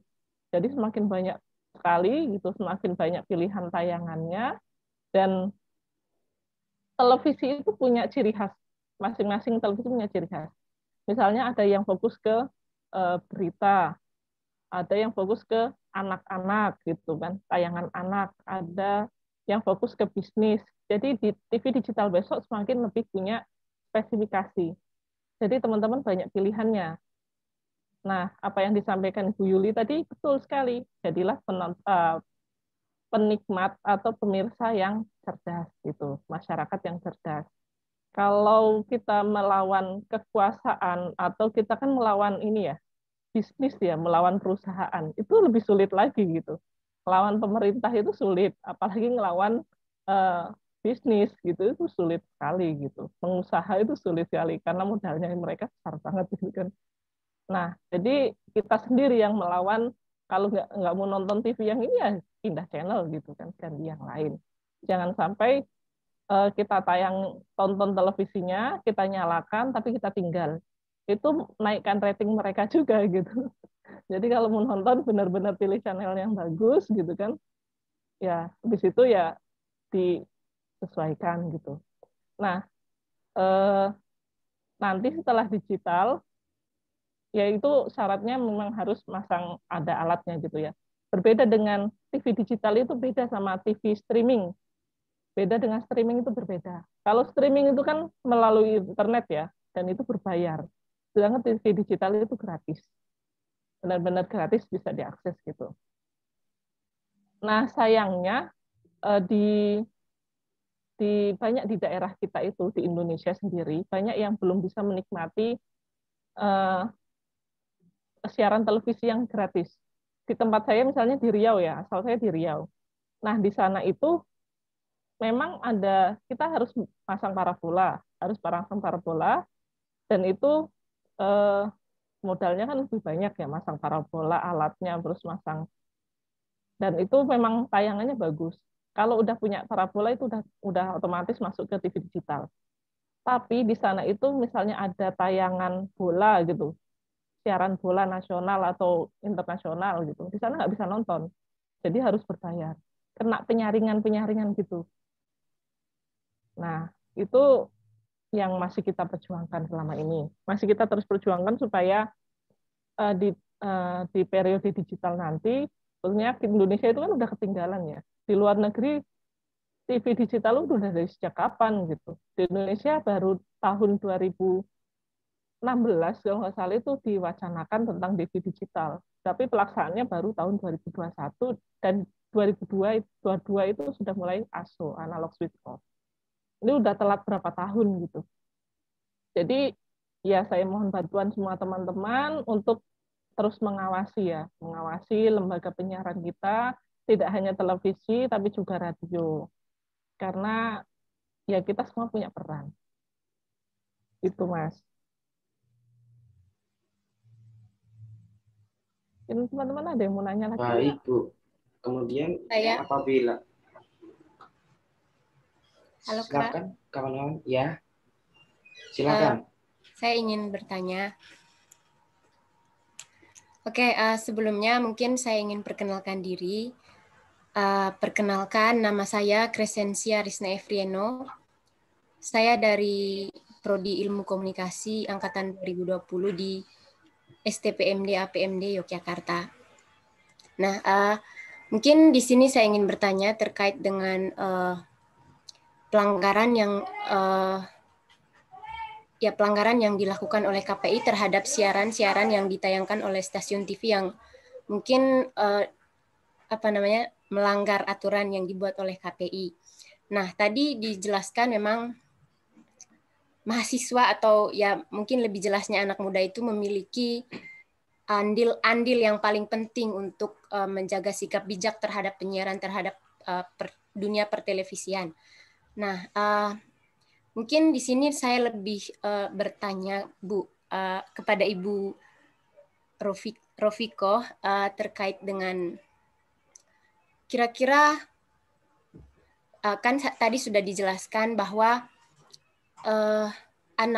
anak muda atau khususnya kami sebagai mahasiswa itu harus ketika melihat siaran televisi yang tidak sesuai atau melanggar itu bisa melakukan laporan kalau nggak salah tadi ya Bu.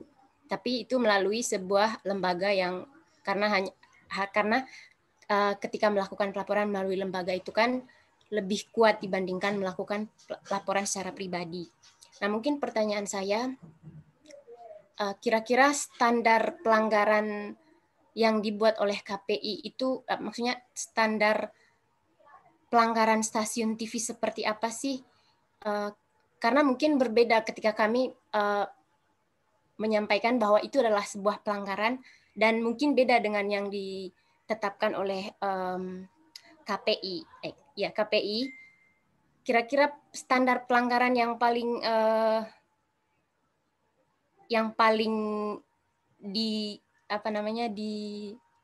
tidak diizinkan oleh KPI itu standar pelanggaran seperti apa untuk kami ketahui sebagai seorang mahasiswa juga. Mungkin itu pertanyaan saya, Bu. Terima kasih. Baik, terima kasih Kak Crescencia. Mungkin ini pertanyaannya lebih di kriteria, Bu Noviati. Kriteria seperti apa yang digolongkan ini pelanggaran, ini tidak? Silakan Bu Noviati. Iya, sebetulnya mungkin Crescencia tadi ya, itu bisa download, baca undang-undangnya, baca undang-undang dulu, kan mahasiswa ilmu komunikasi ya, setidaknya baca undang-undang penyiaran nomor 32 tahun 2002, kemudian download juga P3SPS. Di situ banyak sekali pasal-pasalnya yang mengatur tentang lembaga penyiaran, mengenai standar program siaran itu seperti apa, itu sudah diatur semuanya. Jadi yang kita lakukan yang mengikuti itu. Kalau yang umumnya itu yang kita pantau itu ya tadi konten lokalnya 10%, kemudian siaran asingnya maksimal 30%, kemudian iklan layanan masyarakat itu minimal 10% dalam perharinya. Itu yang pokok-pokoknya seperti itu. Kalau untuk yang misalnya ada menyangkut kaitannya sama penayangan waktu bencana, itu juga sudah diatur sebetulnya. Kemudian sinetron itu seperti apa, itu ada hak-hak yang sudah diatur. Kalau anak sendiri sudah ada klasifikasi usia. Program dewasa nggak boleh ditayangkan maksimum di bawah jam 10 malam misalnya, itu sudah diatur. Jadi silakan download undang-undangnya, baca dulu, minimal baca undang-undangnya, kemudian P3SPS-nya. Itu untuk bekal ya. Karena walaupun saya berharapnya undang-undang penyiaran ini segera direvisi. Karena kita bentar lagi juga masuk TV digital, itu banyak hal-hal yang belum diatur dalam undang-undang itu. Itu sangat menyulitkan kalau nggak segera direvisi gitu. Banyak hal yang belum dibahas. Misalnya tentang kebencanaan itu kita harus bertindaknya seperti apa, itu hanya yang berkaitan dengan etika jurnalistik juga gitu. Tapi kalau kewajiban-kewajiban lembaga penyiaran itu masih sangat terbatas. Kalau teman-teman tahu ya, undang-undang penyiaran ini sebetulnya setelah disahkan pun itu masih banyak mendapatkan pertentangan dari Asosiasi Televisi Seluruh Indonesia. Itu mereka tuh maunya nggak ada undang-undangnya gitu. Maunya nggak ada undang-undangnya biar mereka bebas gitu. Tapi beruntungnya sampai sekarang itu masih bertahan dengan undang-undang itu gitu. Coba kalau nggak ada KPI, nggak ada undang-undang penyiaran, akan semakin seperti apa masyarakat kita? Kalau tadi bilangnya media massa atau televisi itu punya power untuk membentuk masyarakat gitu. Itu kalau dulu ya, kalau sekarang saya percaya nggak akan bisa. Televisi itu sifatnya satu arah tuh nggak akan bisa. Karena masyarakat kita udah cerdas gitu kan. Kalau nggak suka ya pindah tayangan. Kalau nggak mau nonton ya matikan gitu kan. Jadi lembaga penyiaran sekarang pun harus bekerja keras gitu menarik masyarakat gitu. Sayangnya dari selama ini saya melakukan pemantauan gitu, mungkin justru tayangan-tayangan yang menurut saya sendiri kurang banyak unsur edukasinya itu malah yang disukai sama masyarakat gitu, malah yang tayangan yang disukai. Kemudian justru tayangan-tayangan yang banyak edukasinya itu malah di skip gitu. Itu sayangnya seperti itu. Jadi lembaga penyiaran atau televisi khususnya itu kan ngikutin tren di masyarakat juga ya, ngikutin minat masyarakat. Kalau ratingnya tinggi, ya mana mau mereka itu diberhentikan tayangannya gitu kan. ceritanya udah amburadul juga tetap aja dipertahankan gitu kan. Nah, seperti itu. Baik, terima kasih. Mungkin jika dikembalikan lagi terkait dengan trennya siaran atau ratingnya yang meningkat, itu dikembalikan lagi ke kita sebagai penonton. Apakah penonton menyukai itu atau tidak? Mungkin kalau di studi saya, jika saya korelasikan dengan studi saya di ilmu ekonomi, itu dikembalikan lagi di bagaimana permintaan masyarakat, atau melihat lagi di pasar seperti apa. Jika itu disenangi oleh masyarakat, seorang produsen pasti akan terus memproduksi, kurang lebih seperti itu ya. Iya, betul. Iya. Selanjutnya ini ada pertanyaan dari Kak Hamda Afansuri. Silakan Kak, on mic aja atau bagaimana? Kalau mau on mic juga silakan.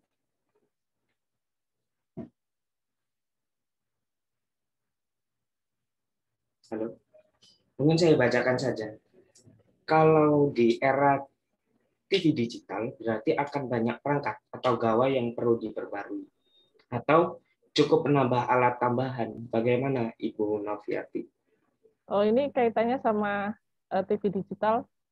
Iya. Jadi kalau digital nanti, itu bukan berarti teman-teman harus membuang TV yang lama dan membeli TV yang baru. Itu bukan. Tapi memang harus memperbaharui dari TV analog ke digital itu menggunakan, kalau TV-nya masih analog, itu teman-teman harus menggunakan yang namanya set-top box atau STB. Itu untuk menyambungkan menjadi TV digital. Tidak perlu mengganti TV-nya. Walaupun TV tabung, itu masih bisa, tetap bisa. TV-nya tabung selama ini. Itu bisa menggunakan STB aja, set-top box itu. Tinggal pasang satu alat itu, nanti udah bisa beralih ke TV digital. Tapi tetap ini ya, menggunakan antena ya. TV digital itu tetap menggunakan antena, karena antena itu untuk menangkap frekuensi, menangkap sinyal gitu. Berbeda kalau STB itu untuk mengganti dari yang analog ke digital gitu.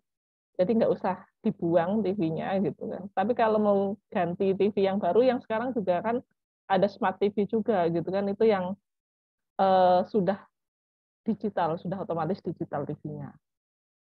Saya TV-nya masang STB, masih analog, jadi harus masang STB. Gitu. Itu Mbak Hamda. Mas ya ini ya. Terima kasih. Bagaimana Kak Hamda? Apa ada pertanyaan lagi atau bagaimana? Atau untuk kawan-kawan di Zoom Meet, apakah ada yang ingin bertanya?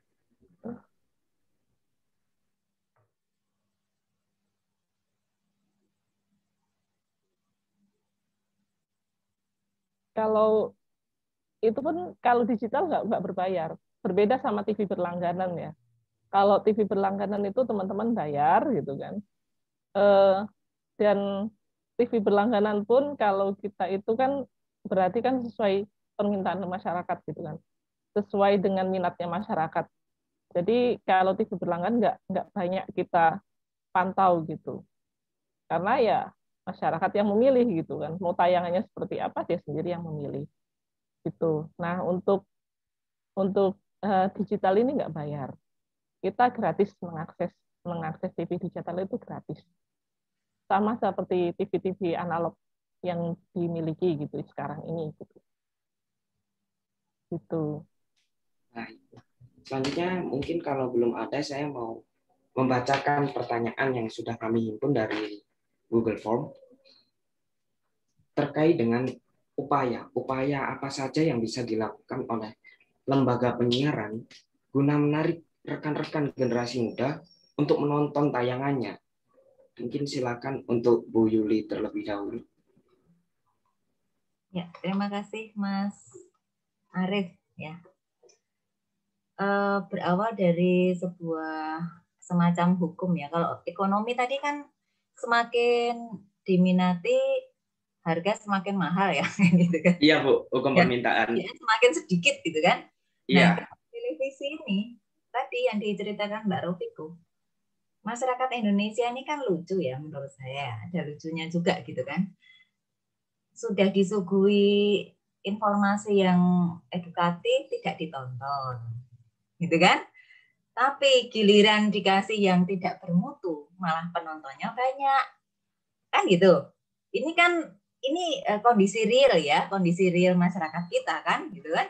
Nah, makanya yang kemarin saya lihat indeksnya ya Mbak, indeks yang dibuat KPI itu kan sinetron itu kan terendah itu indeksnya, gitu kan? Indeksnya terendah 2,53 atau berapa, sementara indeks yang dipersyaratkan KPI itu 3 lebih kan gitu. Sinetron itu paling bawah gitu. Nah, tetapi kenyataannya seperti itu gitu kan. Nah, makanya bagaimana supaya generasi muda ini juga tertarik gitu kan, tertarik untuk bermedia televisi. Ya, televisi perlu melihat tren ya, tren, tetapi tren yang positif menurut saya, tren yang positif yang diminati oleh generasi muda. Misalnya sekarang era disruption misalnya gitu ya, itu kan misalnya tentang startup gitu kan, tentang hal-hal yang sangat milenial gitu ya, yang sangat milenial itu yang perlu diperbanyak oleh media penyiaran gitu. Bukan justru malah sinetron-sinetron yang sebenarnya tidak mendidik, tetapi ini tadi sekali lagi sikap cerdas masyarakat itu yang perlu kita perjuangkan sebetulnya. Ya, perlu kita perjuangkan karena apa? Rating sebuah tayangan televisi itu tidak akan pernah tinggi ketika tidak ada penontonnya. Ya, betul ya, gitu kan? Nah, ketika banyak penonton, dia ratingnya tinggi. Ternyata yang banyak penontonnya itu yang tidak terlalu bermutu tadi. Nah, ketika banyak penontonnya ratingnya tinggi, maka dia mendatangkan iklan yang banyak. Ya, ketika iklannya banyak, maka televisi ini semakin kaya, dia bisa menghidupi dirinya, gitu ya, dengan segenap karyawannya itu sedemikian rupa, gitu kan. Tetapi hasilnya, dampaknya adalah tidak mendidik. Ya, dampaknya adalah tidak mendidik. Nah, oleh sebab itu ini yang saya katakan sebagai rantai kapitalis sebetulnya, kapitalisme gitu ya. Ini rantai kapitalisme ya. Ya, mau untung yang banyak, oke, kita buat tayangan yang tidak usah mendidik gitu kan. Itu untungnya banyak gitu kan. Karena apa? Karena penontonnya banyak, iklannya banyak gitu kan. Nah, itu sebetulnya itu adalah rumus ya, rumus dari dunia penyiaran yang masih kapitalistik kan seperti itu ya. Tetapi kita lihat sebetulnya siapa sih penonton yang banyak itu? Saya tidak tahu survei yang terbaru seperti apa ya. Mungkin dulu AC Nielsen gitu kan, itu kan banyak lakukan survei ya. Siapa mereka itu? Generasi mudakah atau sebenarnya bukan gitu kan? Nah, kalau bukan berarti kita perlu mendesain sebuah tayangan-tayangan yang diminati oleh generasi muda zaman sekarang, yang milenial. Yang saya tahu generasi milenial itu ya sebetulnya kan generasi yang hidup dalam era teknologi ya, yang sangat cepat ini kan gitu. Bagaimana kita itu memfasilitasi generasi muda melalui tayangan-tayangan yang betul-betul mereka butuhkan gitu. Saya lihat sekarang juga jarang kan anak muda nonton televisi. Coba siapa yang hadir di sini yang masih nonton televisi? Mas Arief nonton enggak? Gitu kan?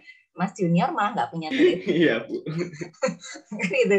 Nah, makanya ini kan PR ya, gimana cara menarik perhatian, atensi dari generasi muda terhadap dunia penyiaran. Saya berharap munculnya televisi digital tahun 2022 itu menjadi salah satu terobosan ya, Tetapi kontennya kan juga harus diperhitungkan, gitu ya.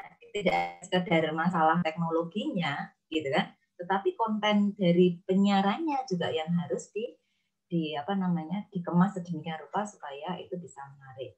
Itu kalau dari sisi generasi muda sebagai audiens, gitu kan. Kalau dari sisi bagaimana menarik generasi muda supaya terlibat di dalam dunia penyiaran, misalnya dalam profesi ya, dalam dunia profesi penyiaran, gitu kan. Saya pikir sekarang sudah banyak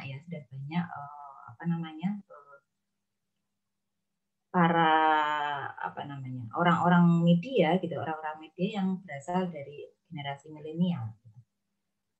Nah, ini yang mungkin perlu diperkuat lagi dengan tadi, dengan pemahaman tentang bagaimana kode etik yang baik gitu. Apakah kode etik ini juga perlu kita perbaharui ya dengan era yang seperti ini gitu kan? Karena era yang sekarang ini kan era teknologi, era digital itu kita sudah tidak bisa berpikir lagi seperti yang dulu gitu, yang masyarakat itu masih daya kritisnya masih rendah gitu kan.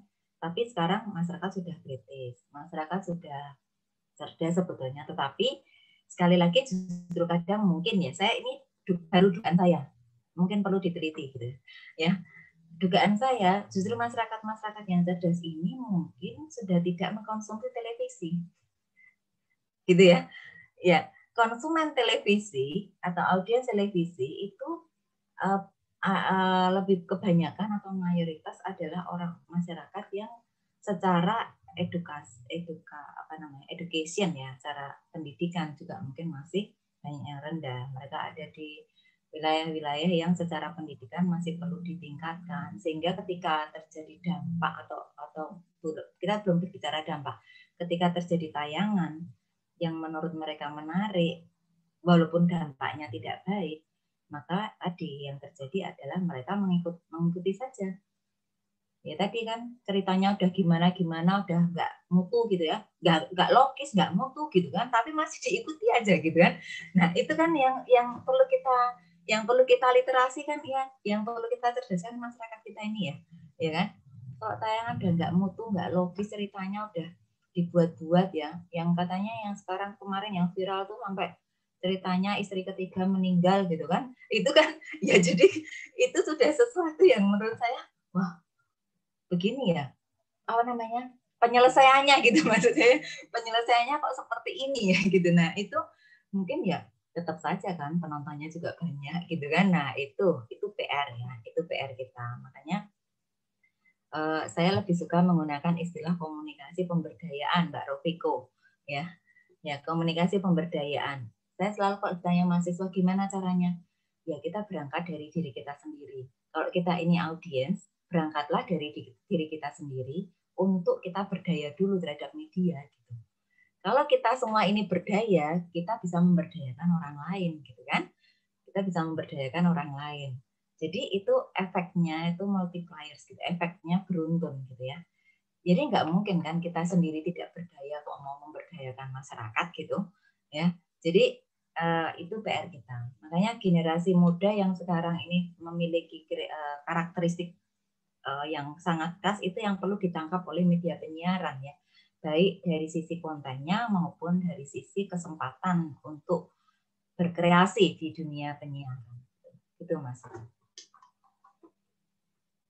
Baik Ibu Yuli, selanjutnya silakan Bu Noviati, mungkin ada tambahan atau argumen lain. Ya, kalau saya mau cerita dari ada pengalaman salah satu orang di KPI yang tahu gitu, bahwa salah satu sinetron kita yang saat ini menduduki rating pertama di pertelevisian Indonesia gitu, sinetronnya itu, dan sangat digemari oleh para, kita sebutnya emak-emak gitu kan, itu segitu sangat berpengaruhnya sinetron itu terhadap kehidupan masyarakat gitu. Bahkan ada yang sampai lurahnya itu dituntut, dalam suatu desa itu lurahnya dituntut karena pada saat tayangan tersebut jamnya itu mau tayang, malah mati listrik gitu kan. Karena ini kan udah nggak relevan lagi gitu, udah nggak logis gitu kan. Terus mati listrik pas tayangan yang mau diminatin itu tayang, yang disalahin lurahnya gitu kan. Itu masyarakat kita itu, ya saya juga tetap optimis sih dengan literasi-literasi yang terus dilakukan oleh berbagai pihak itu, ya masyarakat kita semakin cerdas lah gitu kan. Kalau misalnya kita abaikan yang generasi emasnya gitu kan, generasi goldnya, kita yang penting masyarakat generasi yang milenial ini sudah mulai cerdas-cerdas gitu, sudah. Tapi apa ya, kalau internet itu sebagai dua mata pisau juga kalau menurut saya. Yang satu kita mungkin banyak diuntungkan dengan melalui informasi yang cepat gitu. Tapi internet itu lebih sulit dikontrol daripada televisi gitu. Kalau televisi itu lebih mudah ngontrolnya. Ya udah ada lembaganya yang mengatur gitu kan. Udah ada yang mengawasi gitu kan. Kemudian kalau kita anak-anak gitu nonton televisi, ya udah tinggal orang tuanya mendampingi gitu kan, mendampingi anak itu menonton. Jangan biarkan anak itu menonton sendiri gitu, karena perlu banyak yang disaring gitu. Nah, sedangkan internet itu banyak sekali informasi yang masuk sehingga kita sendiri itu sampai bingung. Ini yang mana yang mau diikutin gitu kan. Semuanya punya mazhab sendiri gitu. Semuanya bahkan kita sendiri itu bisa membuat mazhab di internet gitu kan. Nah, makanya saya optimis sih televisi masih bisa tetap eksis gitu. Itu salah satu bentuk buah dari kecerdasan masyarakat itu bisa membentuk televisi yang bagus gitu. Saya optimis di 2022 di TV digital nanti, era digital itu karena kontennya itu beragam, tiap TV itu punya ciri khasnya masing-masing. Jadi apa yang diinginkan masyarakat itu juga semakin banyak pilihan gitu. Yang menginginkan nanti mungkin ada juga televisi yang isinya khusus sinetron gitu. Itu ada mesti gitu. Yang isinya khusus FTV gitu juga ada. Kemudian yang isinya bisnis, edukasi ya ada juga gitu. Nah, mungkin saran saya ke teman-teman semua gitu ya. Kalau saya ini kan di daerah, di KPID, kewenangannya itu hanya yang TV lokal, yang berada di daerah, untuk yang program siaran lokal. Kalau misalnya TVRI, Trans 7, RCTI, itu pun yang untuk program siaran lokalnya. Kalau yang nasional itu kewenangannya KPI Pusat. Nah, karena teman-teman ini dari berbagai daerah, dan dari hasil pemantauan saya gitu ya, itu justru TV lokal yang punya tayangannya. Menurut saya tayangannya lebih bagus lebih mengedukasi daripada yang tayangan nasional gitu. Jadi tontonlah tayangan lokal gitu, siaran lokal, TV lokal. Karena kalau melihat TV lokal itu ya, mereka jelas kalah bersaing dengan TV nasional yang ekonominya kuat sekali gitu. TV lokal itu ibaratnya untuk ke era digital ini aja mereka butuh putar otak berkali-kali untuk bisa mendapatkan slot di channel TV digital itu. Bahkan ada yang belum dapat TV lokal itu. Jadi sebagai upaya kita mendukung TV lokal, ya tontonlah TV lokal. Saya yakin teman-teman belum ada yang nonton. Belum pernah nonton TV lokal toh. Siaran lokal deh gitu. Itu belum pernah kayaknya ini mesti. Padahal yang kita upayakan itu dari yang 10% siaran lokal itu bisa lebih, harapannya bisa lebih, supaya masyarakat itu nggak terlalu terpengaruh sama siaran nasional yang yaitu tadi. Kalau sekali tayang aja bisa dampaknya beberapa juta masyarakat gitu yang kena gitu kan. Tapi kalau TV lokal, ya lingkup daerah itu aja kan yang bisa menonton. Nah, seperti itu Mas Arief. Baik, Bu. Terima kasih, Bu Noviati, Ibu Yulistiawati. Artinya sebenarnya kita sebagai pemuda, sebagai masyarakat, kita punya andil mungkin istilahnya. Kita punya andil untuk memperbaiki iklim penyiaran di Indonesia. Salah satunya mungkin kita mampu menyeleksi mana yang bisa kita tonton, mana yang tidak. Atau kalau menurut Ibu Noviati, kita juga bisa mendukung tayangan-tayangan TV lokal yang mengangkat kedaerahan. Mungkin seperti itu. Oke, kawan-kawan, karena keterbatasan waktu, saya mengucapkan terima kasih pada kawan-kawan semuanya.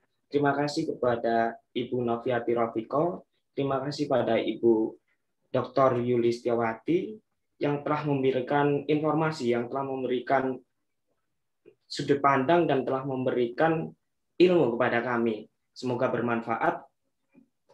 Mungkin closing statement yang bisa saya sampaikan yaitu, kalau mungkin saya akan rujuk dari kata-kata yang pernah dilontarkan oleh Gede Prama, kepintaran adalah sebuah kekayaan.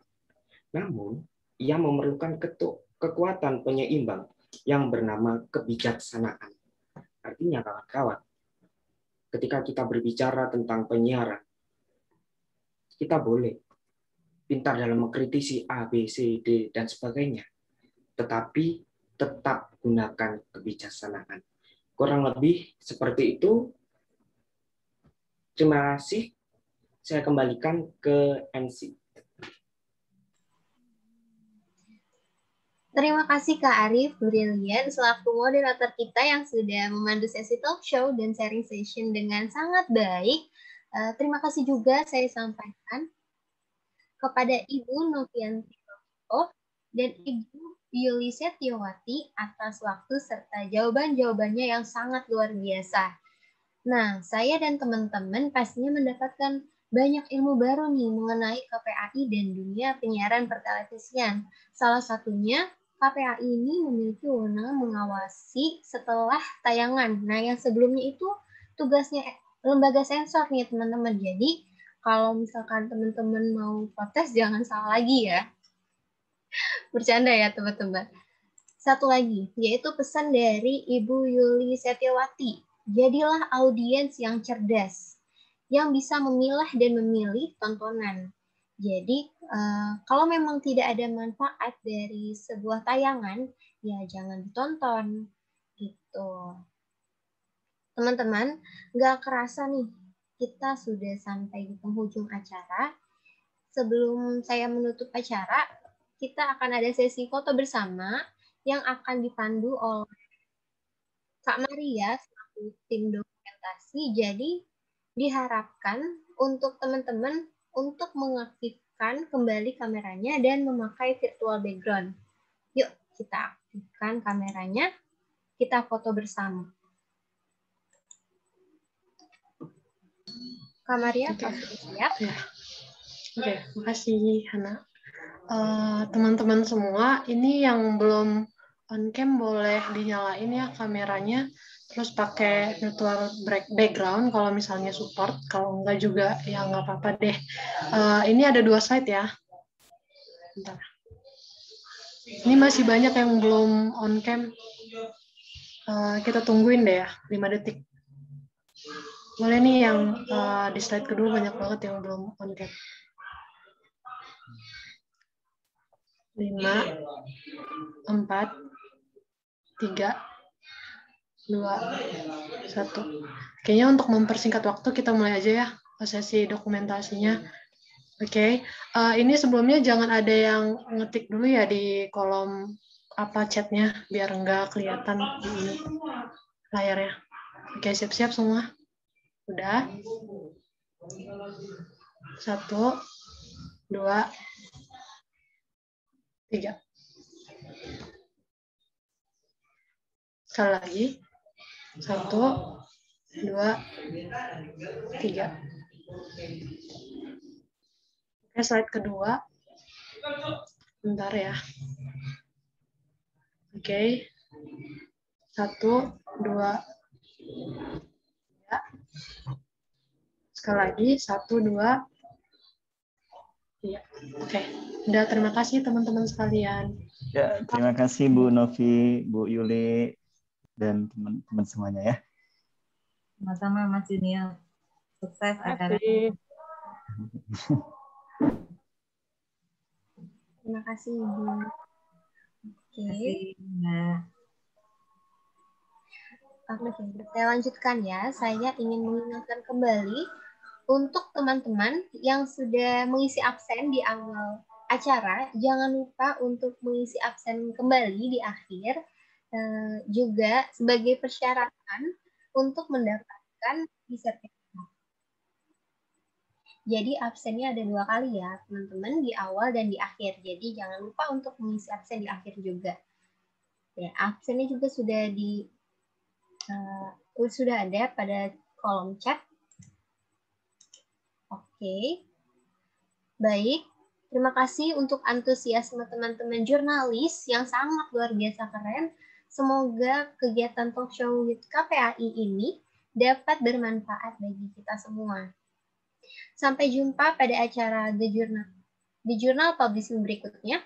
Saya Hananida Kamila sebagai MC mohon undur diri. Mohon maaf bila banyak kesalahan. Wabillahi taufiq wal hidayah. Wassalamualaikum warahmatullahi wabarakatuh. Waalaikumsalam warahmatullahi wabarakatuh.